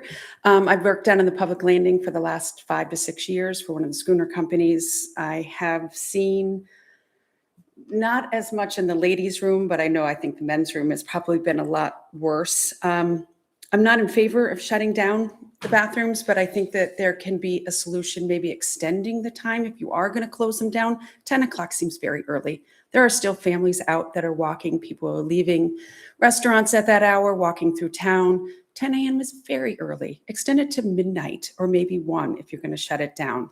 If that's not an option, think about maybe getting a camera. I also think a porta potty is a bad idea. Vandals, if they're going to vandalize something, they're going to vandalize that also. That's just a temptation to tip over, to vandalize it, and it's just going to be messy and stinky. That's just my opinion. But I do know that there has been vandals. It has happened, and I'm not sure if there's a right solution for this, but maybe start with closing later. Give people a little more time. Midnight to 6. I mean, that's legit. I would. amend it. I would suggest that Motion. we could amend it to say that because I don't think that this needs to be 20 minutes of board discussion, that the Parks and Rec Department has the authority to close the bathroom overnight as they see fit. To hours that they see fit. I'm not opposed to doing it later. Okay. Like, I don't think we need to come back every time you sort of say, oh, actually 11:30 would be better than it. Like, we can give you the discretion of what time seems to be best. That seems fair. So I'm going to withdraw my motion and then we'll start Okay. over again. All right. Chriso, would you like to make a Just new approve motion allowing closure of the public landing bathroom overnight to the, at time decided by the Parks and Rec Department. I'll second that. any further discussion? Just a matter of curiosity, who locks up? Who will be the person to lock it up at 10 or midnight or whatever? Yeah, that will be a discussion I'll be having with our local Camden Police Department. Okay. So I also have just one thing with that if we are going to close it overnight, I would really like to see the porta potty. And I do think a little bit later, only because we are trying to revive our downtown to not go to bed at 8:30. You know what I mean? I mean, honestly, like, it's even hard to get dinner sometimes, even after 8:30. So I think doing it a little bit later would be nice. That's a great point. And I think excellent point. And I'm certainly not opposed to that. There's no specific reason for 10 o'clock other than thinking about when historically restaurants have And let's closed face it, down. the bar doesn't close till 1. Excuse me, So you're he's listening. speaking. Sorry. Yeah, so I have no objection to we'll try it later and then, adjust if that doesn't solve the problem. That sounds fair. Thank you, Jeff. Oh. Barb. You're on mute. Sorry, Barb Oland, Hardin Avenue. But I'm the person in charge from the garden club to take care of the gardens that they do at the public landing. And there's definitely a problem when the bathrooms are not open, that people use the gardens to use as a toilet. And so I think if you're gonna close the bathrooms early and open them later, which I actually support that idea, but there needs to be an alternate. Like, I support the idea of a porta potty or something, because you're going out there to weed flowers and you're dealing with. Yep, Jeff stated that he is in support of that idea too, Yeah. of finding one. I don't know that that'll take very long to do. Okay, Oh, one other thing, can I suggest starting at 6? starting at 6? 6 a.m.? I see people down there then. Okay, 6 a.m. Let's give it a go. Let's give it a try. 6 a.m., 12 midnight to 6 a.m. and see if you can find a porta potty in short order. So, thank you. Let's have a vote on the motion. All those in favor? At 5. Any opposed? Seeing none? Thank you. The next item is a Financial Independent Review Committee. This would be a new committee with the intent of doing an independent review for the paid parking program. There has been data that is, pretty, readily available that committee could use as its base of information. The intent of the committee, again, is to review the expenses, both capital expenses and recurring expenses, as well as to take a look at the capital costs and the expected revenue, given what we have done thus far. Now, the intent of the committee is to do that analysis, an independent analysis, by committee members of the town. We would be looking for those who have an accounting or finance or information technology type of background to be able to conduct an independent financial analysis. The goal is to provide the select board, as well as the people in Camden, some answers to the question about those items. People have asked before about, so what does this cost? What are the licenses? What are the fees?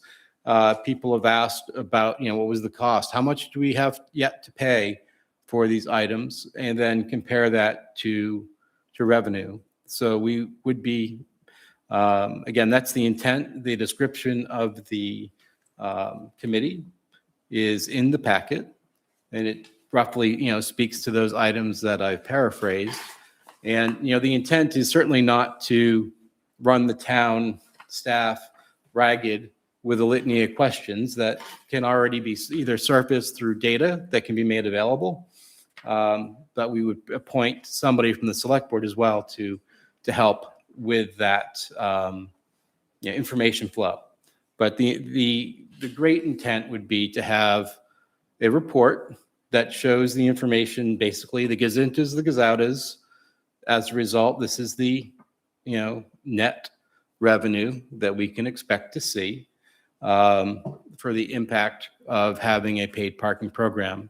The intent really is to educate the populace on these items in a way that people understand a complicated financial process, and to understand the direct and indirect costs associated with having the program.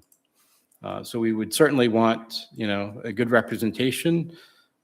It's intended to be an independent review.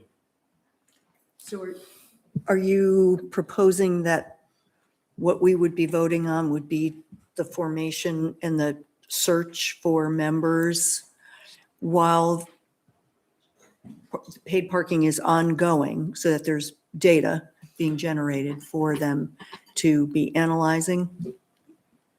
This would be whether the paid parking program continues tomorrow or not. That's a separate item.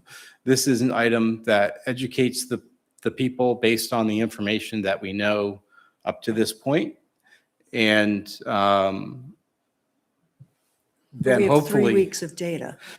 we have data from last summer at the public landing. We have data for how much is owed. We have data for the current 2 weeks that have occurred. And this committee could use that data. It's a fair sample during a busy period as part of their review.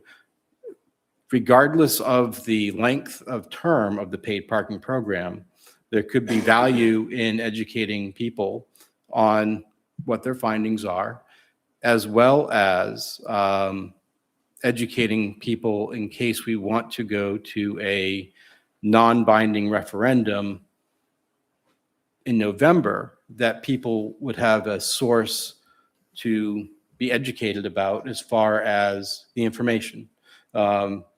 Again, expenses and revenue. This is whether or not the paid parking program continues in its current form or not. That this is to say, do we want a financial analysis, and would we want to take committee members to go ahead and do that? Chriso, you have a question? Well, I have a couple. I mean, you kind of revealed part of an answer. As you said in your introduction, I mean, a lot of this data is available already. It's in the report. It's in the meetings that were held over several years of both the select board and the parking committees.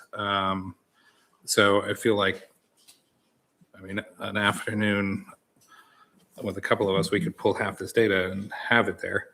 I don't know that it needs an entire committee to spend months working on this. In terms of membership, I would hope that we would also include some of the people who were on the parking committee who spent a lot of time and effort on this project and are already up to speed on a lot of that data. And then my other question, which you've just sort of revealed, is it makes no sense to me to have a committee try and put a report together before the end of an entire season. Like basing it on a few weeks of data or the beginning of the season. Why not wait until November, except that you just said that you want to put something on, you want to have this information for November ballot. So then wait till June. Like if you want to do a really good report and actually have some analysis of data, let's go through an entire season, get numbers, and then take a couple of months through the winter to review it. And don't try and rush it to get a ballot item and use incomplete data. Thanks. So I have something to say on that. I have Speak into the mic. I'm sorry. I have had I can't even count them, at more than dozens of, at least over a dozen emails from business owners July 4th at 10 o'clock taking pictures. Can I just This pause? is about the committee. This is Oh, not okay. about the customer service two issues things. that we have. Can I also ask that Hold the on. folks in the room keep the conversation down, because we're trying to have an actual conversation. There will be public comment, but all of this noise and commentary in the background is not helpful. So right now we're just talking about the committee. We're not talking and That's right. That's what I tried to say in the email to the board about some of these discussions. Anecdotal stories are not going to be useful for anything. We can all come up and say, I mean, I can tell you how many people I've heard who love paid parking. You can tell me how many people that's not helpful. Well, let's keep it on the committee. That's why I'm saying, don't rush this. If you're going to put this committee together, get an entire season of data. Don't try and do it before you have October 29th. That's not even the end of the paid parking program as it currently stands. So what's the rush? The intent would be to have something on the ballot for November in a time that people would be able to read the information. But you're basing that on incomplete data. So why not? Potentially. If you want to have a vote on it, on something, why not slow down and put it to a June vote where you could actually have an entire season of data. You could have meetings through the winter where people are more able to engage and really discuss. What aren't we just talking about right now, putting the committee together? That's what we're talking about, is just putting the committee Yeah, but together. you have a timeline, and so if we're agreeing to form a committee, the committee has a report, and you've put a deadline on that report Yes, as the primary function of this committee. that's correct. So I'm saying right off the bat, that time frame should be, and what data that committee will use should be as much information as they can have. Mhm. So Okay, I hear your point. We've got some folks that would like to talk about this too. I see you. One reason I'm here.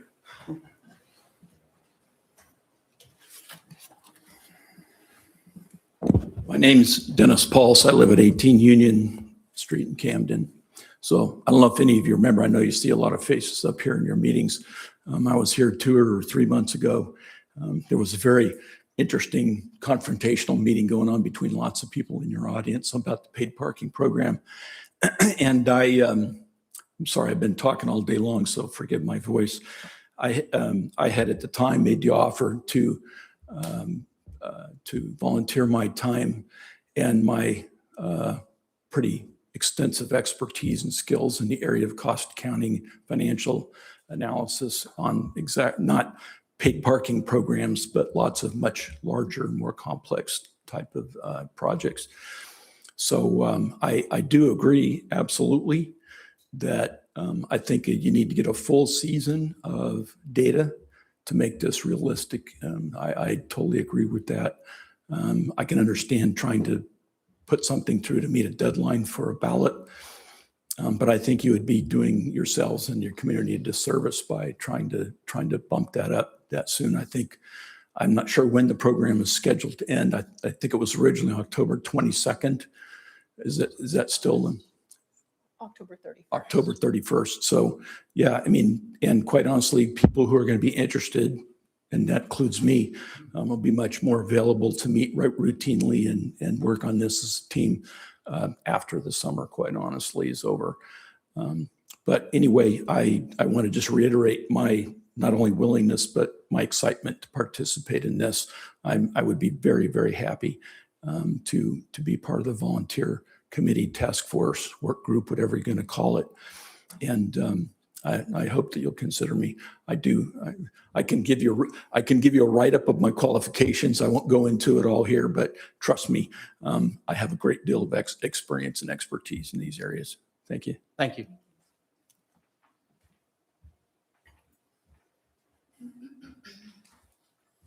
Sarah Scrivenich again. I think there's a question that I have, and then there's a reminder that I want to offer. So the question I have is the intent, are you wanting to have an audit of the work that was done, for X number of years to get the initial assessment, rollout, numbers, to do an audit of the validity of that work, or to just take a step and say, we're just going to push that aside, even if you reference it, and do a full do-over under the premise of it being a new independent entity? Because I think there's two questions: distrust of the work that was done initially and what emerged in that report, and where the numbers are going and coming from, and then doing a redo, and then what does independent look like for that redo? That's just a question. And then from a revenue perspective, because Chris, Ken, you guys, and I was so appreciative that you sat in on every budget committee meeting we had. You can kind of roll back the tape that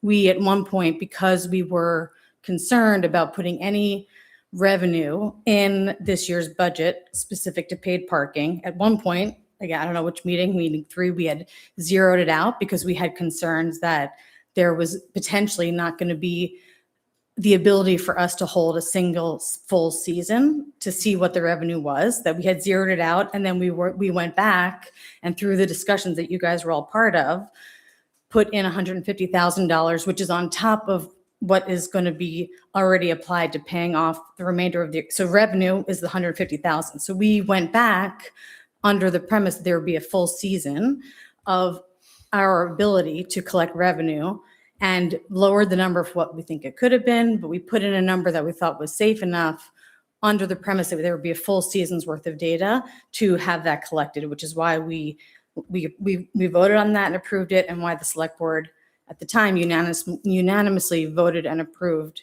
that number. So I just want to put that back out there as why that was in there, and we had it at 0 because we were concerned that this might be come up as an issue, and we were, again, through those conversations said that that would not be the case. So I just want that back on the record. Sure. And quick answer to your question about what is meant as far as audit of work to be done or push that aside or a do-over. The answer really is a consolidation of the information in one report that people can read. Right now, I know it's like in 3 or 4 different forms, and it's a matter of that data is available for them to use. And Jody and Holly have forwarded that to me, and that would be useful for that committee just to consolidate that in one report by. So the idea is to take the report information data that already exists and do a review and summary to surface a more meaningful explanation to the town versus paid parking 2.0. That's correct. What does it look like? So it's an audit and essentially a review and revamping of what's already been done. That's correct. Okay. Steve. Sure, Dennis. Then Steve. Didn't wait for it.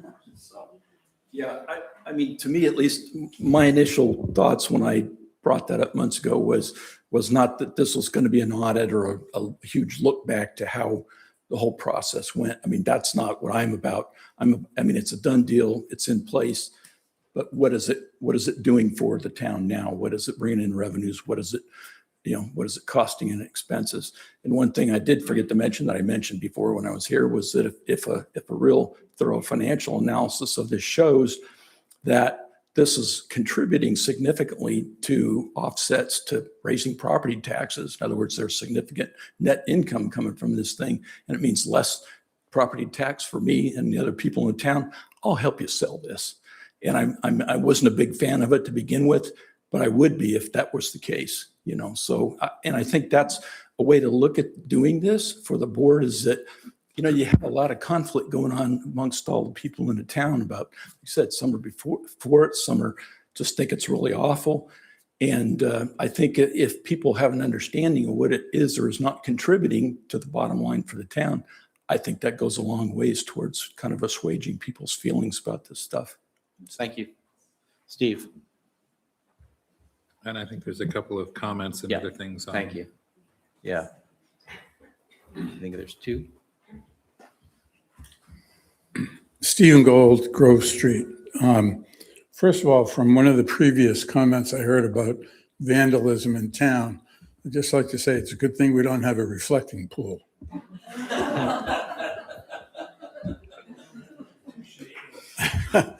But we got the river.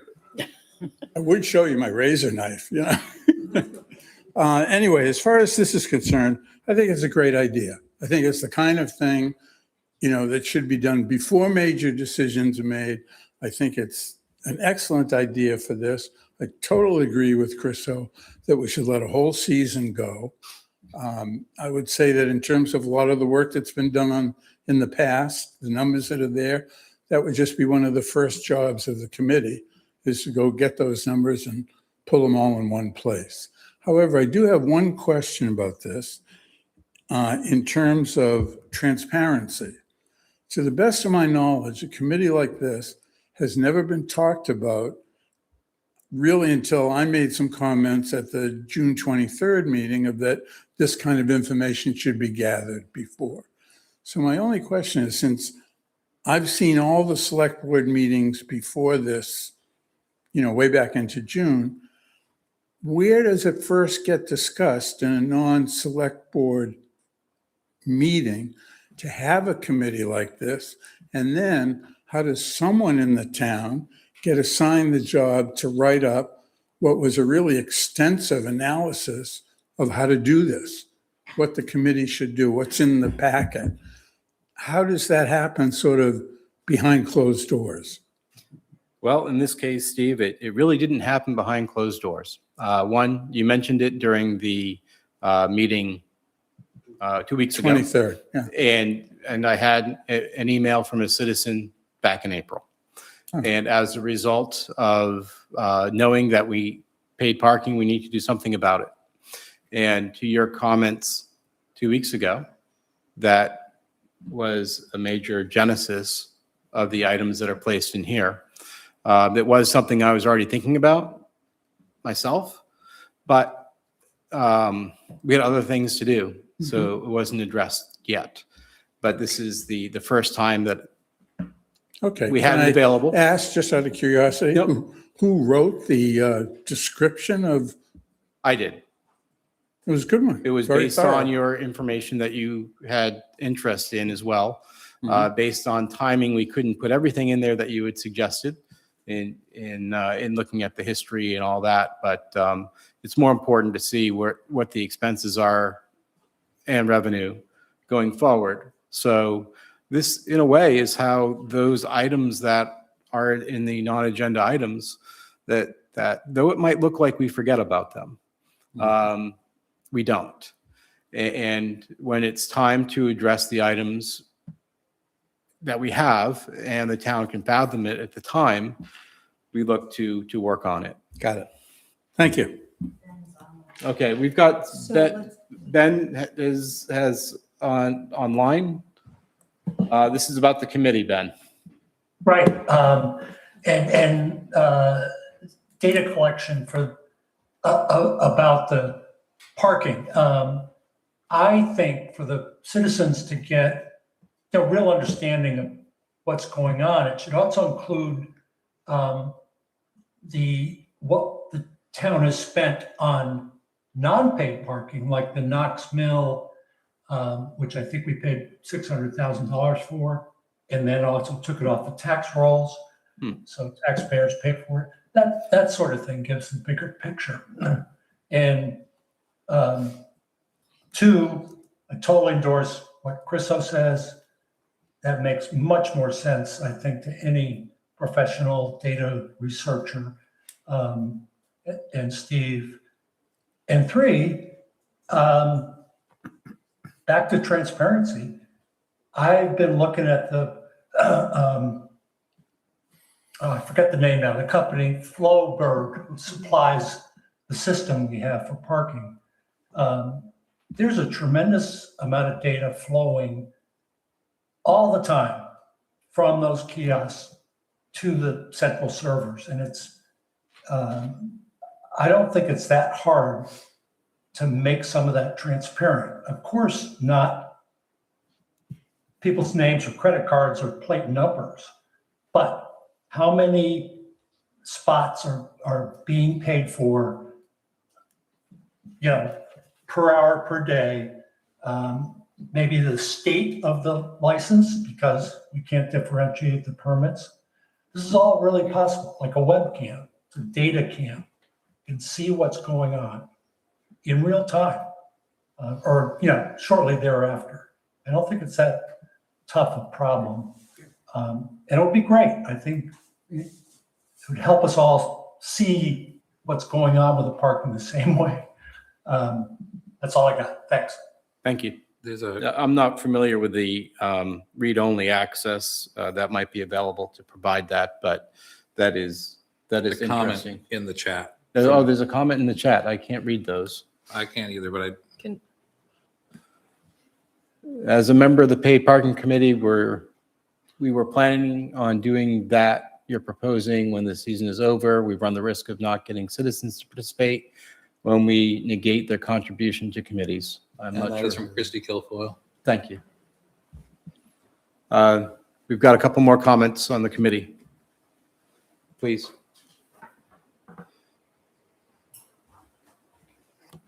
I'm Paul Velleman. I live on North Lewis. I'm concerned that I'm sensing two parallel discussions that are not interacting with each other. This has all been a financial discussion. I have no doubt that we can find ways to charge for parking that will be beneficial financially. But what I've been hearing from merchants in town and from others is about the impact on their business and the impact on the spirit of the town, or what it looks like. It seems less friendly that you have to stop and pay for parking. There's a whole idea of whether this is the right way to do it, or whether, for example, what Rockland's been doing, where there's paid parking in lots that are not on the main road, but the main road is still open for people to stop and run into a store and come back. And I think if we're going to collect data, it shouldn't just be financial data. It should be business data. It should be something about the impact on the community and on business in the community, on merchants in the community, and what they're seeing. And the reason so many of the merchants seem to be opposed to it, if you look at the petition, is that they think that this is not good for them. And that has nothing to do with whether or not there's money coming in from the kiosks.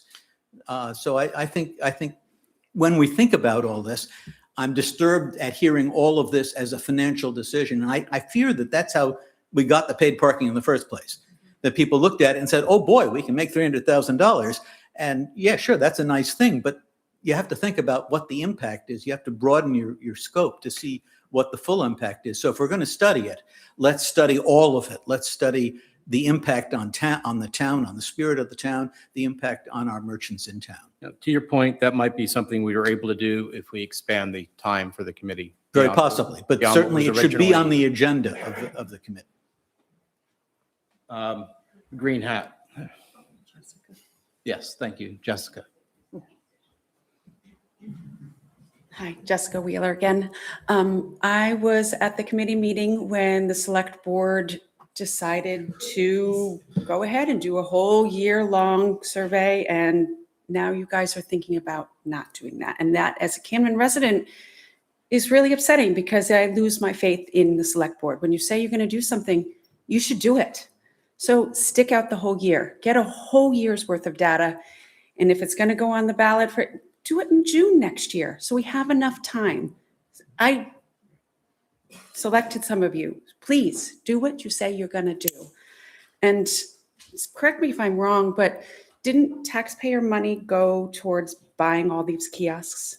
And the fact, no, it wasn't taxpayer money. All right, thank you. That's what I say. So, but you're still willing to get rid of all of it. And also, why would you cut it short when we're right at the beginning of the summer and you can collect so much revenue? That doesn't make any sense. This is about the committee first. I know, We're but doing the still, other part there's, I afterwards. mean, right there in the thing, it said you were going to cover them up and be done with it by tomorrow. That is the second item that we have to discuss. That is the stupidest thing I can think of. I'm sorry. Thank you. Get through the summer, make some money. You're obviously, this is collecting a lot of revenue for our town, whether you like the paid parking or not. And until somebody comes up with another way to raise as much money as paid parking does, you should leave the paid parking in place. Thank you. Can I just respond to a couple Sure, go ahead, Chris. things that I really urge everyone, most people may have read or scanned the original report on paid parking in Camden, but probably most people who have read it, it's been a while. And I would really urge you to go back and look at the report because it goes into a lot of detail. It's not just about the financial revenue sources. It's on impact. It's on turnover. There are many business owners who are in favor of it because it brings more business into downtown. This is not something that came out of, again, as Susan referenced, one person. So this piece is looking at the financial component, but there is much more to it. And there was a lot that went into creating this program that is not just about the financial impact. Thank you. Sarah, please. But, and I think to the point, because I know I want to just, again. Go ahead, please. Readdress the revenue. I was stating that specifically now because we just voted on a budget as citizens that included $150,000 of revenue capture for the season. So I'm not saying there are so many levers that can still be pulled within Camden in terms of how to save, it's only one piece. So it is not like, give us the money because we can. It's just because we have committed that line item and that fiscal amount to the budget that we all just approved. So I just wanted to have that as recognition, because then we would be X number of $1,000 shy if it's truncated sooner. So so it's not all about that. Thank you. Alex?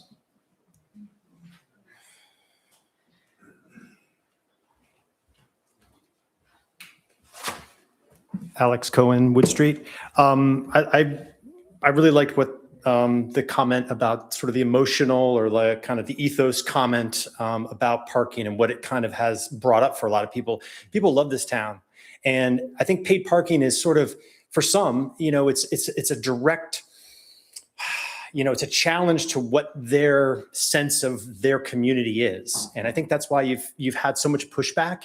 I think it's really important to sort of, as was mentioned, sort of differentiate between this money issue and then this ethos identity issue. Mm-hmm. No one's going to argue that paid parking is going to make money. That is a truism. We all get that. The question is whether whatever amount is made is really worth it in the end. And so when you look at this, we can make money by selling the Village Green. We could put a neon billboard in front of the Opera House. We will make money. Is it the right thing to do?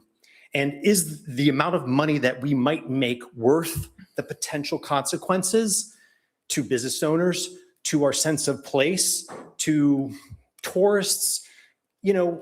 We have balanced the budget without paid parking for hundreds of years. We can probably do it again. Okay? It is the shiny, bright coin that some sales guy sold us. And yes, some communities might really resonate with paid parking. And maybe we will too. But let's just vote on it. It's a simple thing. Mm-hmm. We have 725 people that want us to vote on it.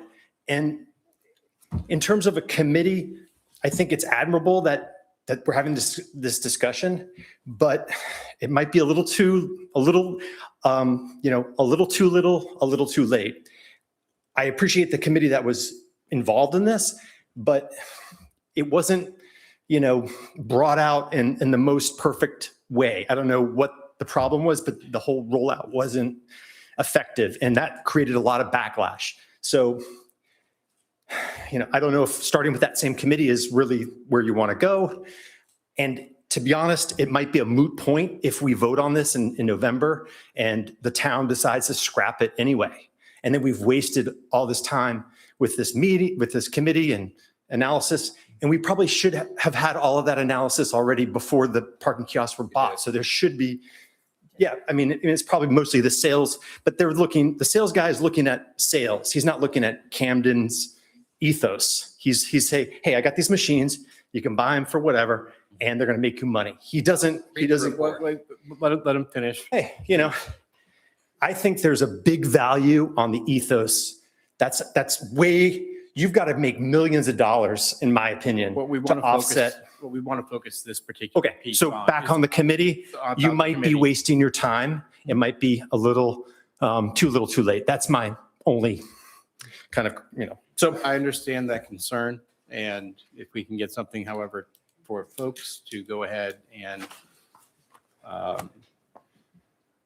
understand and read, and it's an independent review, so there's no concern on how it was created or the numbers or whatever, and it's made by citizens with a background for analysis, that might be more appreciative. At any rate, on this, we should close the discussion items if we can. Jeff, you got one more. Okay, Yeah. very good. You Come on. gotta let everyone who wants to speak, speak. I understand that. I had forgotten about Jeff. I'm sorry. Jeff Scott, Ames Terrace. Had a couple things, but I've This is since about the forgotten committee. them. This is about the paid parking committee. I recognized that in the prior person talking to and heard that. Thank you. One thought, I thought the write-up was good. I do agree that it should be for the full year, the analysis. I think to what people were saying here about the ethos and how it compares, about before and after.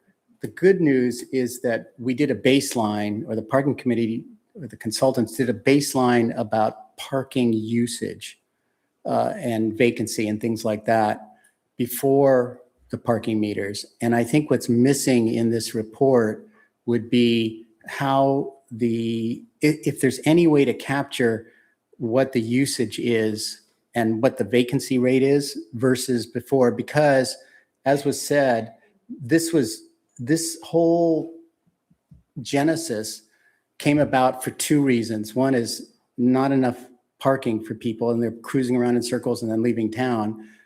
And the other one was revenue. So there were two things that were the major players. And what's missing for this committee is reporting in on the vacancy. And I think you should add that. Criminy Christmas, Chris, there was something else too that was germane, and I've lost it. I apologize. Oh, I know what it was. You mentioned offhanded that the select board may decide in the next few weeks not to move forward with paid parking. If that's the case, don't start this committee now, because it'll be, yeah. If you guys are going to vote the program down and to stop it, then what's the use? Yeah, if that's the intent. Thanks.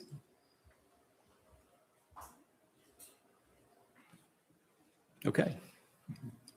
Do we have a motion concerning the Financial Independent Review Committee?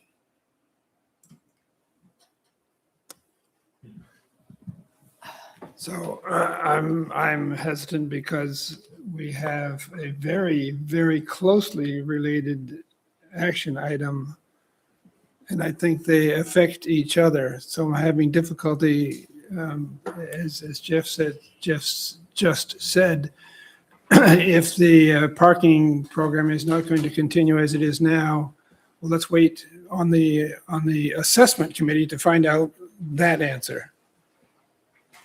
Is there an agenda item that I don't know about? Yeah, I don't see an up or down vote. We're getting an I update see on an the paid update. I don't see parking any- program. I see no No vote. discussion on continuing of paid parking on this agenda. I mean, if that's the agenda of this board now, this is all a very disingenuous exercise. If the goal is to pull the plug, pull the plug. Because to go through this exercise does no one any service. I won't stand by and watch us vote to form a committee only to have a vote in a couple of weeks to terminate the program altogether. So I would just like some honesty on the part of the board in terms of where you stand relative. I know what you ran on. I know what people think in town.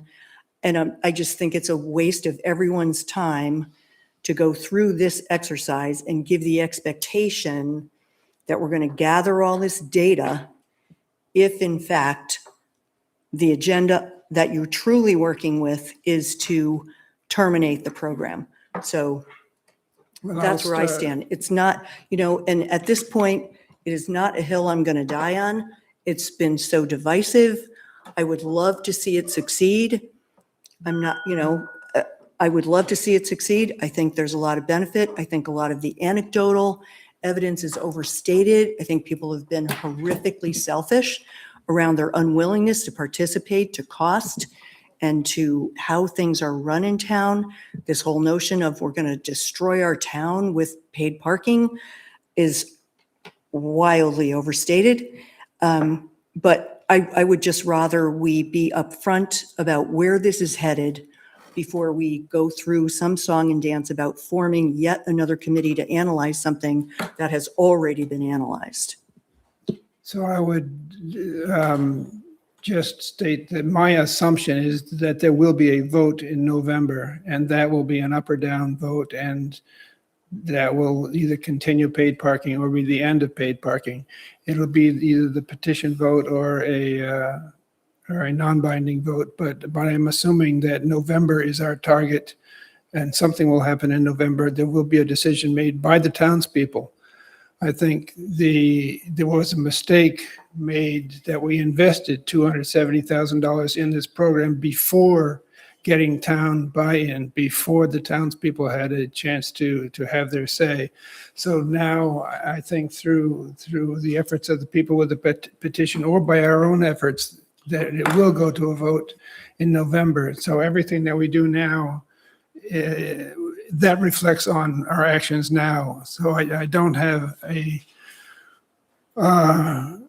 it doesn't inform me yet about which way to go on this committee, and go ahead. Two of you have made comments this evening that suggest a vote on that bringing something to the board before November to suspend or otherwise. And I would just like to follow from what Susan said. Is it the intention of any board member to bring on the agenda this summer, before November, before a public vote, a motion to suspend or end paid public parking? I can tell you how I feel about it. I did run, and a lot of my supporters, 90% of them, not for paid parking. And I knew that going in. I was upset that it wasn't on the June ballot, to be honest. We had a petition. It could have been non-binding. Wait a second, let me finish. It's a simple yes or no. It's a simple yes or no question. Well, actually, I'm trying to finish. She hasn't. When it wasn't on the agenda for the petition to go through, and they kept saying, well, it's the town manager's decision. It's the town manager's decision. And the way it was rolled out and how things went out, I mean, it's not ADA compliant. There are no signage out there that are supposed to be when there's this kind of parking. And I'm not saying that I'm against paid parking. I think there are places in town, parking lots, that could be made into paid parking. I hate them on Main Street. I think they're terrible. So am I against, and would I like to have them covered? Yes. So first of all, it was not this town manager, it was the select board who approved this program. The select board voted to approve this program. It's okay. Not just the town manager. It was not this board, it was a previous board. But I am asking the three of you, are you intending to bring something to the select board to suspend or end paid parking as a select board vote in the next few months before the end of the season? Yes. Yes, if based on what I've been hearing and what I've experienced myself. Then to Susan's point, having some committee to do research into it serves no purpose if you want to suspend the program in a month. Let me finish, please. The intent, even though I'm only one vote. I'm only one vote of 5. And based on what I've seen this past weekend, the weekend prior, with people struggling to use and understand the kiosks, and in talking with the businesses in town, business owners I'd only speak to, the concerns of what they saw with people driving off. And one of the business owners actually said, that's great if the town makes money. However, what are we doing for the businesses? And they have offered, and I did sit there for a bit for some of those, sit here, you'll see people who go to those devices and get frustrated. They may say something, some drove away mad. And if it was may. not, So and this is more anecdotal evidence, I'm- and I'm you're sorry. not answering the I would- question. excuse me, both of you. Well, I'd like to respond to what you're saying. Yes, you may, in a moment. So you would ask the question, would I? Well, answer it. Would I, excuse me. If you would ask the question, would I support this or not? And what I'm saying is, based on what I experienced and witnessed, I don't foresee the benefit of paid parking to the business or the community beyond keeping it at the lots. such as the public landing. That's what I would So do. In answer to your as a question. counter, I spent a lot of time in town over the 4th of July weekend, a very busy weekend. I saw 0 people storming off or driving off. I have heard many people. I saw people using their phones, pointing the QR code, paying. I saw people going to the kiosks, figuring it out and paying. We can all come up with, but there is no point in us continuing to have any conversations if you're going to bring that forward. I asked you specifically what was the purpose of the update, and you said it was just going to be presenting data. No, the purpose of the update, there were a couple of different words that were selected and then thrown out as far as suspension or continuance. And instead, the word update was chosen because it But I was asked in the you middle. in email to the board, what was the intent of the update discussion? And you said it was to present data on paid parking. You did not say that there would be discussion of suspension. And if you're going to say that that's an agenda item that should be clearly stated on the agenda. And again, to the point of right now, we're still talking about this committee idea. The committee is a really good idea to review, but it serves no purpose if you're not even going to let the program run through the summer. The reason why sometimes when you audit things, you don't audit 100%. You don't have 100% of the population available. So given that we have 2 weeks of sample from October, 2 weeks of sample up till now, plus we have last year's data on the public landing. So I'd asked, just bear with me a moment. So I'd asked Jody just for 3 questions, and these might be helpful. If it was 4 questions, which was, and if you can answer these, this is what we talked about before. What do we owe on the paid parking meters was 1. Well, you have Can I two. just? Yeah, No, sure. Chriso, please. No, because this is the core of it. If you are wanting us to discuss suspending the program, then there is no point in reviewing data because you just want to get rid of the program. There's a difference. And the difference, granted, you might say is small, but the difference is if we wanted to just go ahead, when I was running on Oak Street, they're the ones that also mentioned to me, so you're wanting to get rid of the paid parking program, yet you don't fully know what the expenses are. So how do you know it's not a good deal? And I was like, yep, that's a good point. And as a result, that's why when Dennis mentioned to me, hey, I'd be willing to volunteer and do an analysis, I thought that was a great idea. And then I was mentioned really by our town lawyer, said, no, you can't have a one person do it. It's best to do it by committee. It's like, okay, great. Let's do it by committee and find out the information. And the real intent about that is, and that's why I would say with the paid parking program, an option is to just simply put bags on those that are in town. We're not removing them.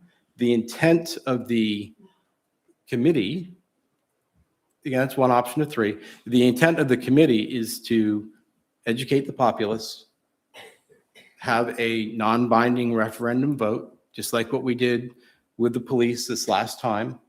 But that way it would answer the questions that people have had about that, put it in one consolidated report so they don't have to go through various links to find the data.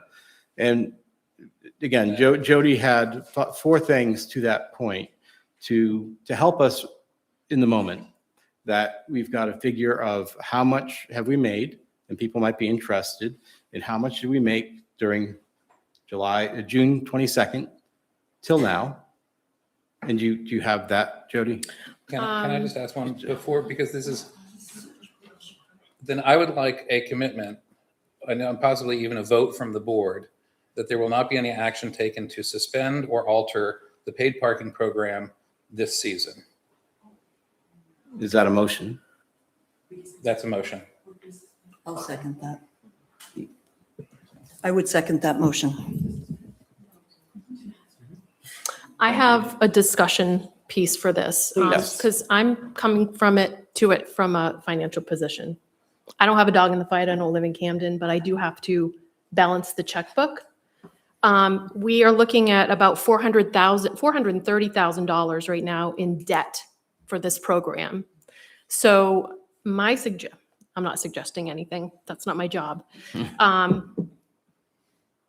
Running this program through the summer would pretty much cover the debt that we have in this program. Otherwise, we have to turn it over to the taxpayers to zero out that deficit. So let's consider that too. So that was one of the questions that we had, was how much do we owe? So thank you. The other question was, how much did we earn in this past 2 weeks? The past 13 days, just under $18,000. Okay. I don't know how many days we have left, but there's math there. How much did we earn last summer when we just had the town landing open? Do you remember? Well, plus we had the kiosks for 2 weeks. Yeah, no, Right, so but you can segregate it though. Yeah, so the townwide revenue for October 1st to October 15th, and I can't see a thing without my glasses. What about the town landing though, that one? The town landing, we pulled in a little over $5,000. That's it at the town landing? Yep. For the summer? I'm sorry, for 2025, I'm sorry. Yeah. Public landing. So May 1st, 2025 through October 15th, 2025, $67,000. Can I ask a question? Did that 67,000 go towards the debt? Was the debt more like 500,000 and that 67,000 went towards that? Yes. Okay. Yep. I didn't think the kiosks were that much. No, the debt, the revenue that we received in 2025, I stand corrected, that was part of the other parking kiosks, the ones that we had prior.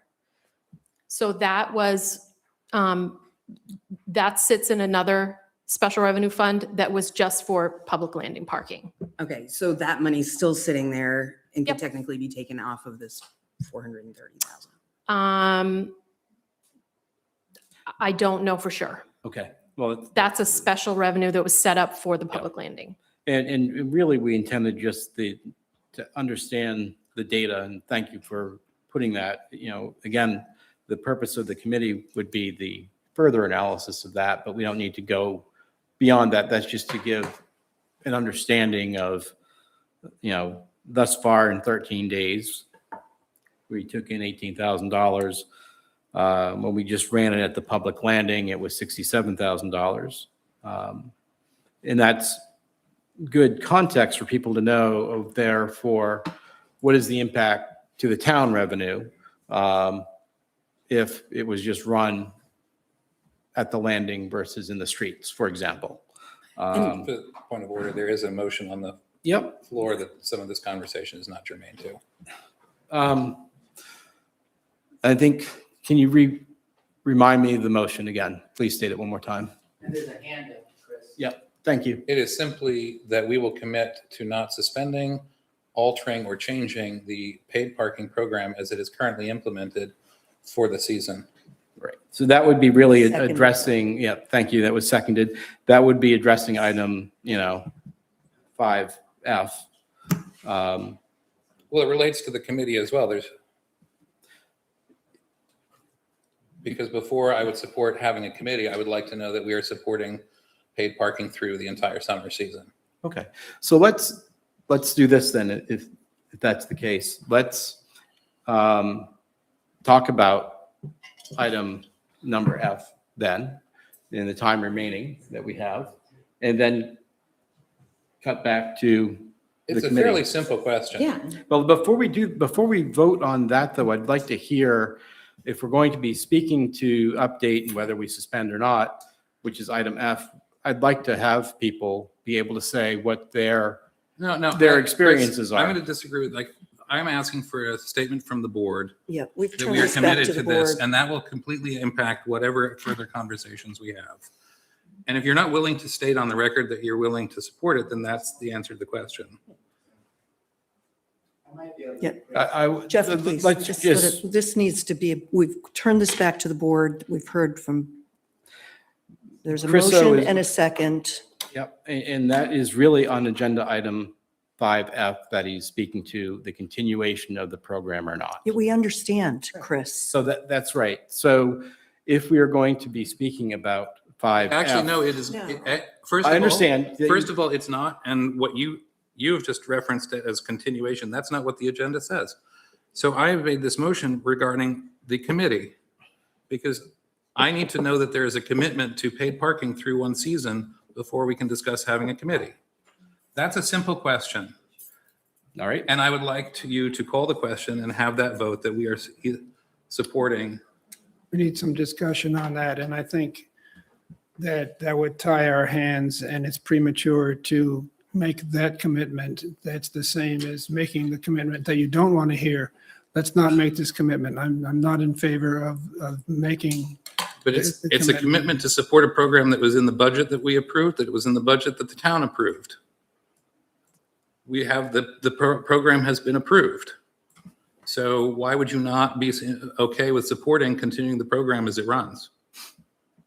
Because you know that I think that paid parking is a mistake, so we need to Okay, so call the we question. need to deal with. And you can vote against it. Thank you, Chris. So We don't need to belabor the point. It's very straightforward. I think all this Though- talk about transparency, Okay. here's your opportunity. Those in favor of maintaining the paid parking program as it is? That's not actually, no, those who are willing to, the motion is to support and continue without changing or suspending the current paid program. Thank you. Through this season. Those in favor? is there any more discussion? Because I just want to point out that in voting against it, I'm not voting down paid parking. I'm just saying we're not going to tie our hands at this point. No. We're in the board We'll- discussion we'll part. just do a quick, Problems as it is, if you're gonna keep it, you may wanna tinker with it a little. right. As So, somebody who's in business in town. thank you. And it's not just anecdotal. I know, This- but let's vote on the motion that Chriso stated. That's as it is. Those in favor of the motion? We have 2. Those against that motion? We have 3. So what you're saying is that you are not committing to continuing the program through the season. You're not committing, according to Ken, because he doesn't want his hands tied. So you're not committing to suspending it, but you're not committing to continuing it, That's if correct. I understand you correctly. That. So we're that- going to that have was to the discuss motion. this again and again. Yep. So, so what the next item is then, we would need a motion on 5E, if we could have one, about establishing the committee. I'll make a motion to establish the committee. Do we have a second?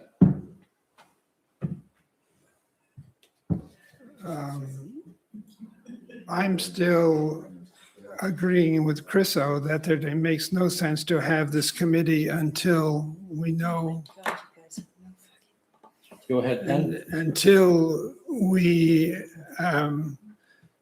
know what set of data it's supposed to be collecting. That is, what period of time it's going to be collected over. So we don't have a second. So let's move on to 5F.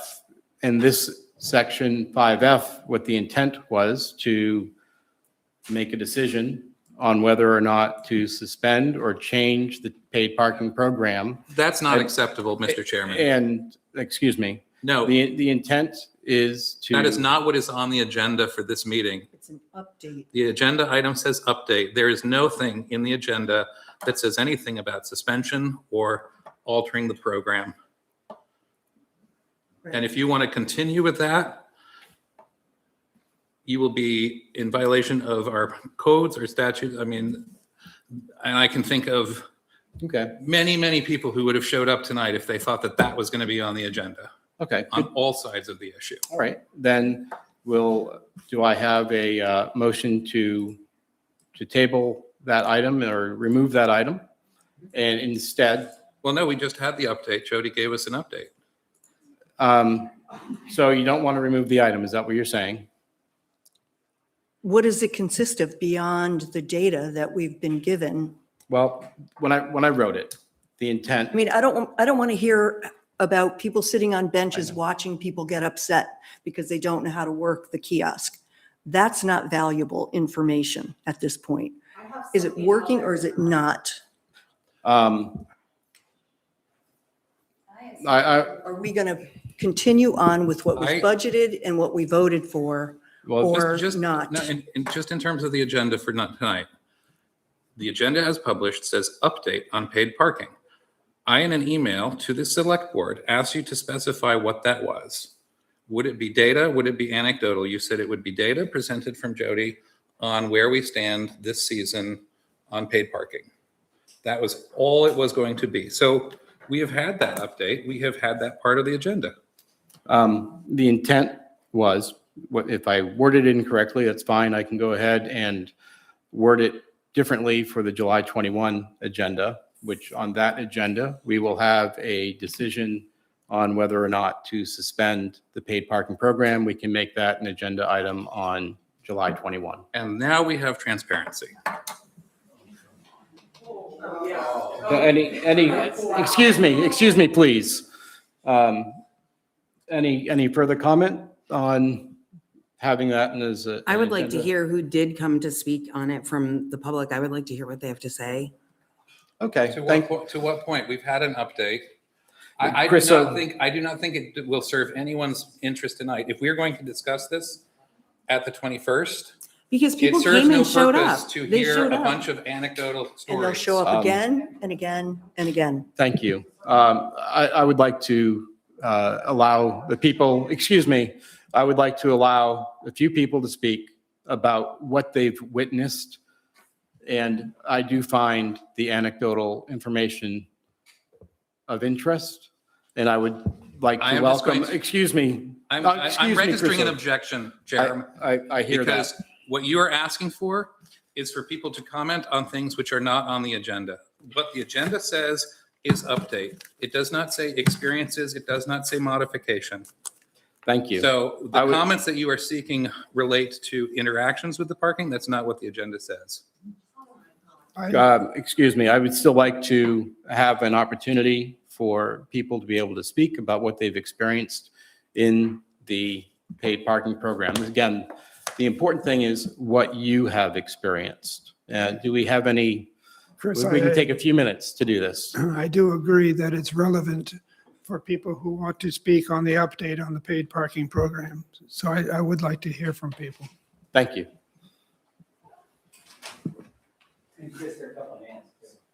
Thank you.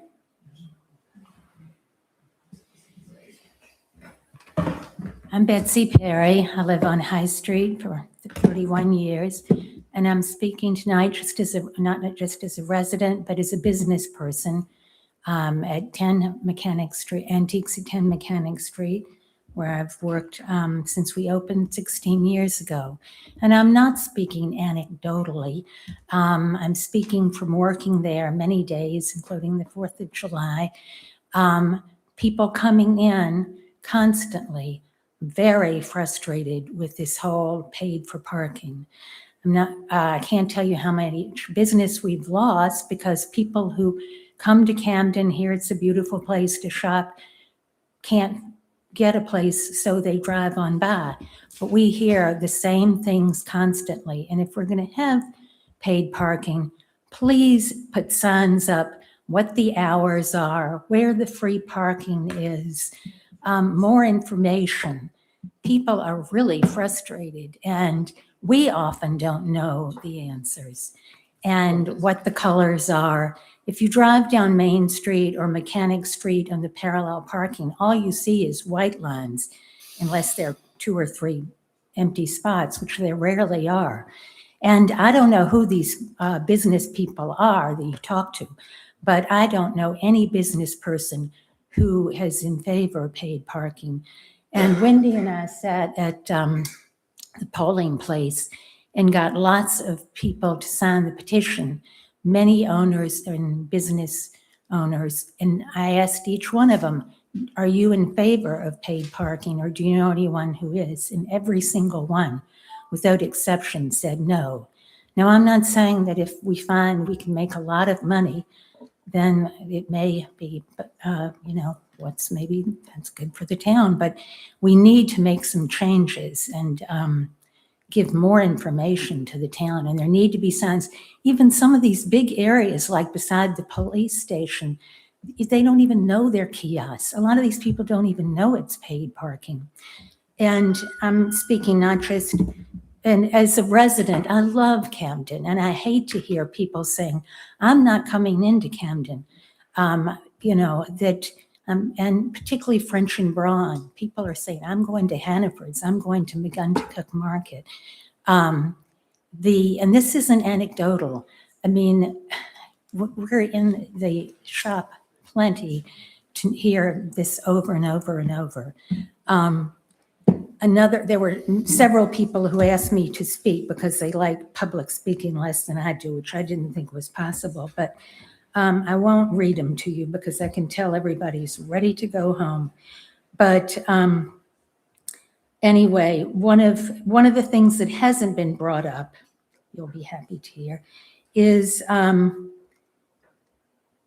that people who, from this point of view of people who are here 6 months minus a day or whatever, and one of my friends who couldn't be here sent me something and asked me to read this for her, because I don't think think about this very much, but people who pay heavy real estate taxes, they serve on the boards of the hospital, the library, the nonprofits, the churches, and they give very generously, and they are pissed.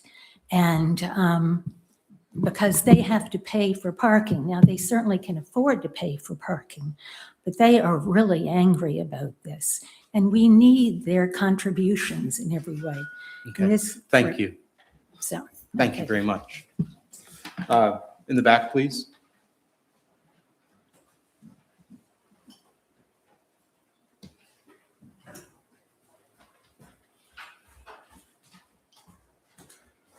Doc Wallace, Elm Street. Well, I'm going to be very anecdotal tonight. I think this whole concept of paid parking really rests on anecdotal thoughts, anecdotals. The last time I was at this meeting here, and by the way, I want to commend the 2 new select board members. I've sat on that side of the dais in large New England towns for over 20 years, and I understand what it's all about to be up there and to take this information and do something with it. And the last time I was here, I said, well, maybe we need a petition. And I was told by the town manager with pretty short shrift that it's non-petitionable. To which I think board member Gross said, oh, come on, anything's petitionable. And I thought about that, and I went back and I looked at the streaming review. And I think what this town manager was saying is that, correctly, that you can't have a petition that just undoes the action of a board on something that is allowed by state law, traffic. But I think what board member Gross probably meant was, surely to God, you can have a petition that asks the board to change their mind. Doc, do you have anything you would like to add? Well, I based on would. what you've witnessed, that we'll Okay, keep the comments to that? Okay, well, I will do that. Thank you. I was one of the people that went to the town election day and gathered up, I think, a little over 100 signatures. What was really interesting was about 90% of the people almost came running up to the desk to sign. Where do I sign? Is this against paid parking? And I said, no, it's not necessarily against paid parking. It's whether or not we should, as a town, have a vote on this. We could vote to advise the board. And it was interesting that the other 10% or so, I had people make comments like, well, I don't know if I'm up for it or against it, but I agree with you. I think we should have had a vote. So that I would definitely say, I think that the anecdotal background, there's nothing wrong with anecdotes. I mean, in fact, I'm sorry the gentleman's left that is the expert in finance. I got a big administrative background. Is It's this not in relevant finance. to experiences of parking? All right. What I want to say is on the money, it obviously makes money, but do people in Camden really care that it makes enough money to impact their property taxes?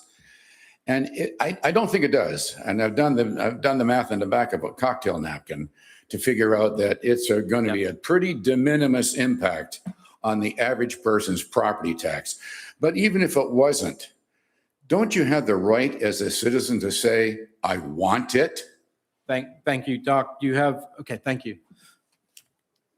I would really like to try to keep the comments to what people have witnessed in town with their use of I thought we were going with experience. Excuse me. Not witness. Oh, witnessed or experienced, sure.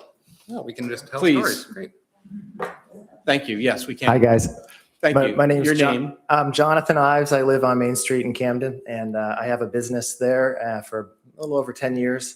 And I've witnessed people tell me that they're not going to come to Camden this summer because they're boycotting it. People from Lincolnville and just the Rockport area. So personally, people are not coming in for massages because they say they don't want to come in. So it has affected me personally. And I've had to help people use the kiosks because they don't know. The credit card reader wasn't working very good. And the coin thing, there's no coin machine. Like in Portland, you can just put quarters in, you push a button and a ticket comes out and you just put the ticket in the window. So that seems like it's a little bit easier to use because some people have change, but if the credit card reader is not working, some people just left town because they kept doing it and they left. So I witnessed people July 3rd, it was Friday at 3:00 right in front of the post office, from the Baptist church all the way to Franny's. There wasn't like a single car parked there. That was the day before the 4th of July. So anecdotally, that should be pretty well filled up. So that's just my opinion. So, and I have more to say, but I will do that when you have another meeting on the 21st. So thank you.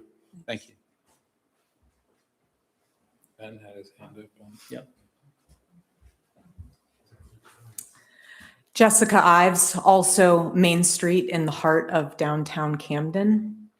And I had a lot that I wanted to share tonight, but I actually am going to choose not to because I feel like I'm going to get hostile comments when I do. So I will save my comments for the 21st when maybe everybody has cooled down a little bit. Thank you. Barb, I see you have your hand up. Remember to come off mute. So hi, Barb Oland, Hardnev. I was working downtown today on flowers and stuff that are not working out great, but whatever. I ran into several people who were at the kiosks and they said, I think this is a deal. It's not a problem. $2 for parking, parking for a few hours. Most people thought it was a good deal. So, and I just think that it's not a big deal. I think people are exaggerating or how their customers are having a hard time with this. I'm sure there are a few, but I think all the select board members need to make sure that they read the parking study that was done, that was paid for by the town. This is the third one we've done. And we've been having parking studies done for a couple of decades now because there's been parking problems for decades, since at least the 80s when I moved here. And yes, just a few wrinkles in here, the situation, but it's not about making money for the town. The idea of paid parking was to make sure there was people would move around in places. So there'd be places for tourists to park. And what the latest parking study found was that a lot of the parking places are taken by people who worked in town all day long. So if you make movement in the parking spaces, then more tourists can park there and they can go to restaurants and stores and things like that. And that helps businesses. So most of the parking study will show you that it helps businesses. So just read the parking study. Thank you. Again, let's try to keep it to what you've witnessed. For example, an example would be when I came into town the other day, a family, let me finish. I'll be quick, Barb. When I came into town the other day, family had parked up by the library where there are no kiosks at the last parking spot. And I drove down to Lavender because there was a reported issue with the parking meter. And I tried to use that parking meter, to which I couldn't because the screen just didn't happen to be working that day. But the important thing is that that family did not know that they needed to pay for parking. And so, if we keep, because there's no signs that say pay for parking, it says 2-hour parking. And you have to insinuate, unless you go to the town website when you travel, but I tend not to do that either. But you have to insinuate that there's parking. So if we're going to make a go of it and do paid parking, we do need to improve our signage, I would suspect, on that. And we may also need to improve our responsiveness when we have parking meters that aren't working. But Chris, can I just say go ahead, something? Barb. Yes, please. That's kind of a balance between people complaining about there's too many signs in town and making it hard. Anyway, it's partly people don't want all these signages everywhere. So I know there might be an efficient way to be able to there's do it. tweaks we could do to make it easier in that regard. Well, if the kiosks aren't working, that's a tech problem that needs to be That's a tech resolved problem. with the company that's running the program. That's not a reason to shut it down. We've got 2 other people who'd like to chat, if we can. Go ahead. Yes, Jessica? I know, it's tough when you're right in line with each other. Jessica Wheeler again. I work down the public landing 3-4 days a week. I get a lot of people coming up to me because I work at the schooner company asking me questions about the kiosks. So from 4 years ago when you started, I have been down there. And one of the biggest things is not knowing how they work and how long it's for. Signage would help tremendously. There has been a lack of communication on that. I've worked in different stores in town also.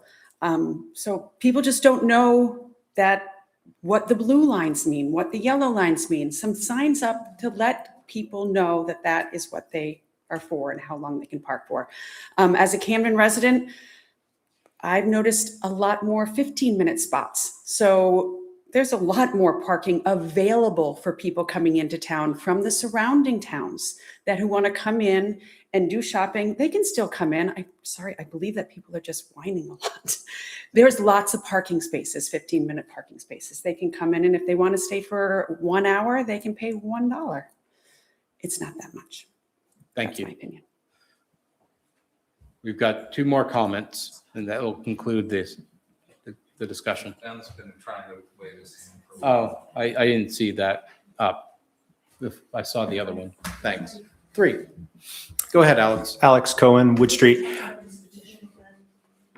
I'm going to just talk about my experiences. So I've stood on the corner by the post office for both petitions, and it was like taking candy from a baby. I mean, people were coming up and saying, "Where can I sign?" So people do not like this. You can go sit on the corner and put a sign on, like Wendy did, and say paid parking petition. People will flock to you. They don't want it. Not just Camden residents, people from all around. Hope. I mean, there was a select board member from Hope came and ripped me a new About one. your experiences with paid parking? Yeah, This is about the experiences of finish. This is Yeah, isn't that when we're talking about, I could tell you about the people when I was out in front of the post office, Asian family, 3 kids, use a credit card like 3 times, couldn't work. Another family from Pennsylvania, it rebooted, didn't work. Like those, the people are calling me, texting me who I don't even know, complaining about paid parking because they think I'm like the paid parking guy. Facebook, people are tagging me and saying, thank you, Alex. I'm just sort of trying to give a voice to people, and it's not that hard of an issue. We have lots of issues we talk about in town and a lot more mundane than this, and we vote on it. Let's just vote on it.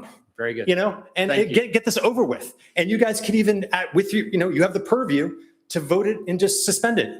And then, kind of do it right and vote on it, and then boom. Well, we'll take that up on July 21. Go ahead. Steve, yes. And then Ben, you'll finish it up.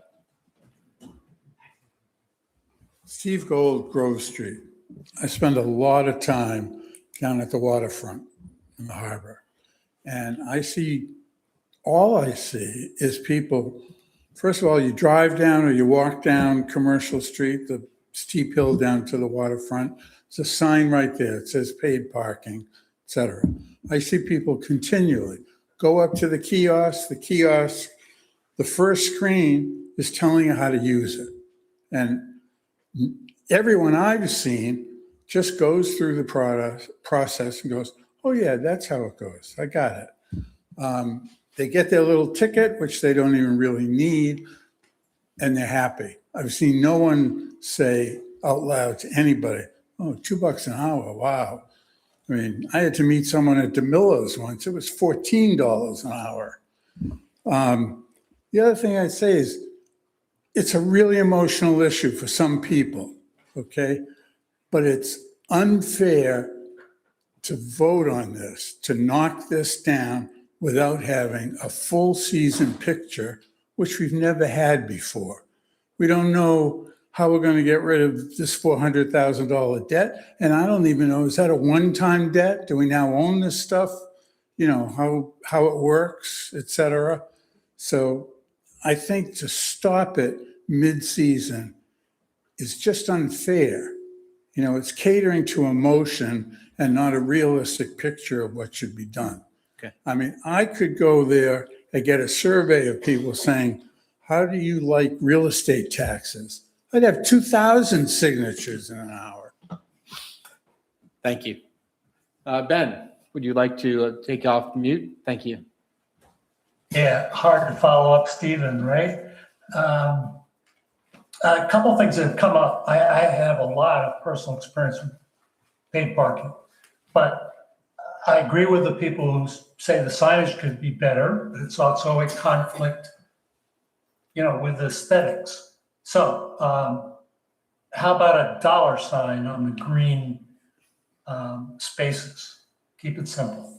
By the way, Ben Ellison, I've lived here since 1971 and up here in downtown Millville since 78. I've also been using the paid parking system since August 2022, when the first test kiosks were put at the public landing. And I was at that point, and often in my life, thankfully, I've been using the public landing almost every day in the summertime. And that, when the kiosk went in, it improved the situation down there unbelievably, and it's continued to this day. And by that, I mean, not the revenue. This system is largely about making spaces available for residents and visitors who need it. When those kiosks went in, a whole bunch of people who were, I think, abusing the 2-hour hard to enforce system went away, because the kiosks immediately tell the parking officer, yes, you bought a ticket or you didn't. It's very clear. Recently we just did a great test of the system this spring because we delayed activating the system till June 22nd. It happens that on Saturday afternoon, mid-afternoon, June 20th, I had a bunch of gear I wanted to take out to my boat. I drove downtown, and I'm always looking. Main Street was completely filled. It looked like Bayview was completely filled. The public landing was overfilled, cars driving around trying to find spaces. I had to do, that business at a later date. On the 22nd, I'm down there again. There's still a lot of people around. There's spaces available.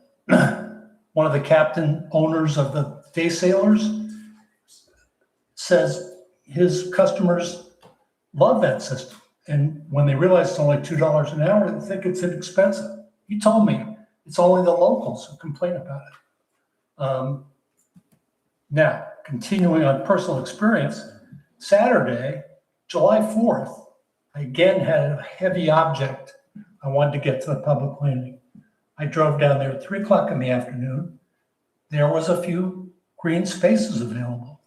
That is a big point of the design of this system, to make spaces available.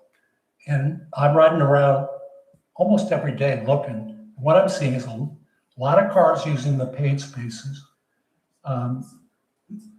Maybe, some from Maine, but a lot from away. Hard to tell who the permit users are. I think it's working quite well. I realize I'm in the minority. And let me say something about the frustration at the kiosks. I saw that since 2022. And I think it's happening right now all around the world and the country. Many of us are having to put a new technology in our lives when we already have too many. But there's an interesting aspect to it. Though I'll see sometimes car full of people confused by a kiosk, and they're there for minutes. They're very visible. But the people who are easily using it, swiping a card, you don't see that. And you definitely don't see people using the app. They're in their car. I've been using the app since 2022. It knows my license plate number. It knows my credit card. Boom. You will never see that happen. I park. I do what I have to do. And I can extend my parking from the harbor, from French and Broad. We really should give this system a chance. And, I'm seeing empty, available spaces in prime locations for people who, like me, or may want to go shopping around here. I disbelieve this idea that all the businesses are being hurt by this. Okay. Thank you very much. Thank you for your input. I think that'll close our discussion on this item, and we'll just unfortunately revisit on July 21. That concludes our action items. At this point, do we have any members with the select board report that they would like to?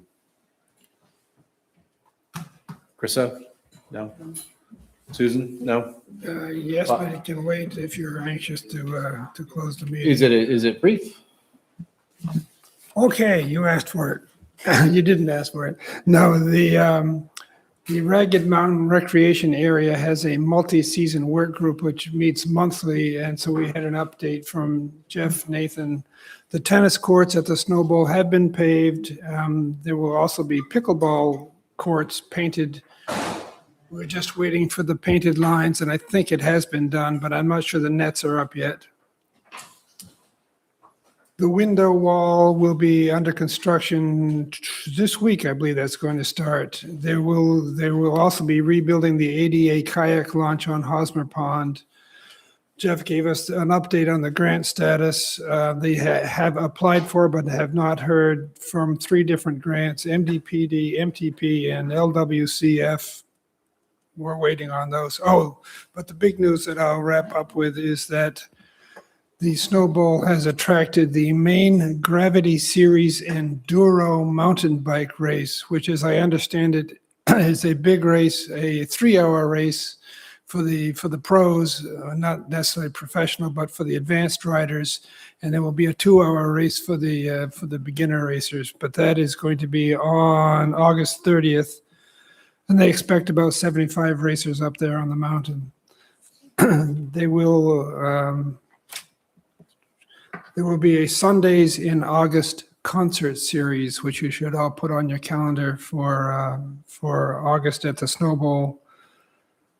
And there was some damage to the athletic field. Somebody drove onto the athletic field and did donuts and did $10,000 worth of damage, which happens, he says, every 2 or 3 or 4 years. It's not every year, but It's too bad. We just Anything else? Yeah. just Anything else, fixed them. Chris? No, I was gonna say, we also just fixed them after the Right, toboggan yeah. championship parking, so it's a little double. thank you. Bobby, do you have anything to report tonight?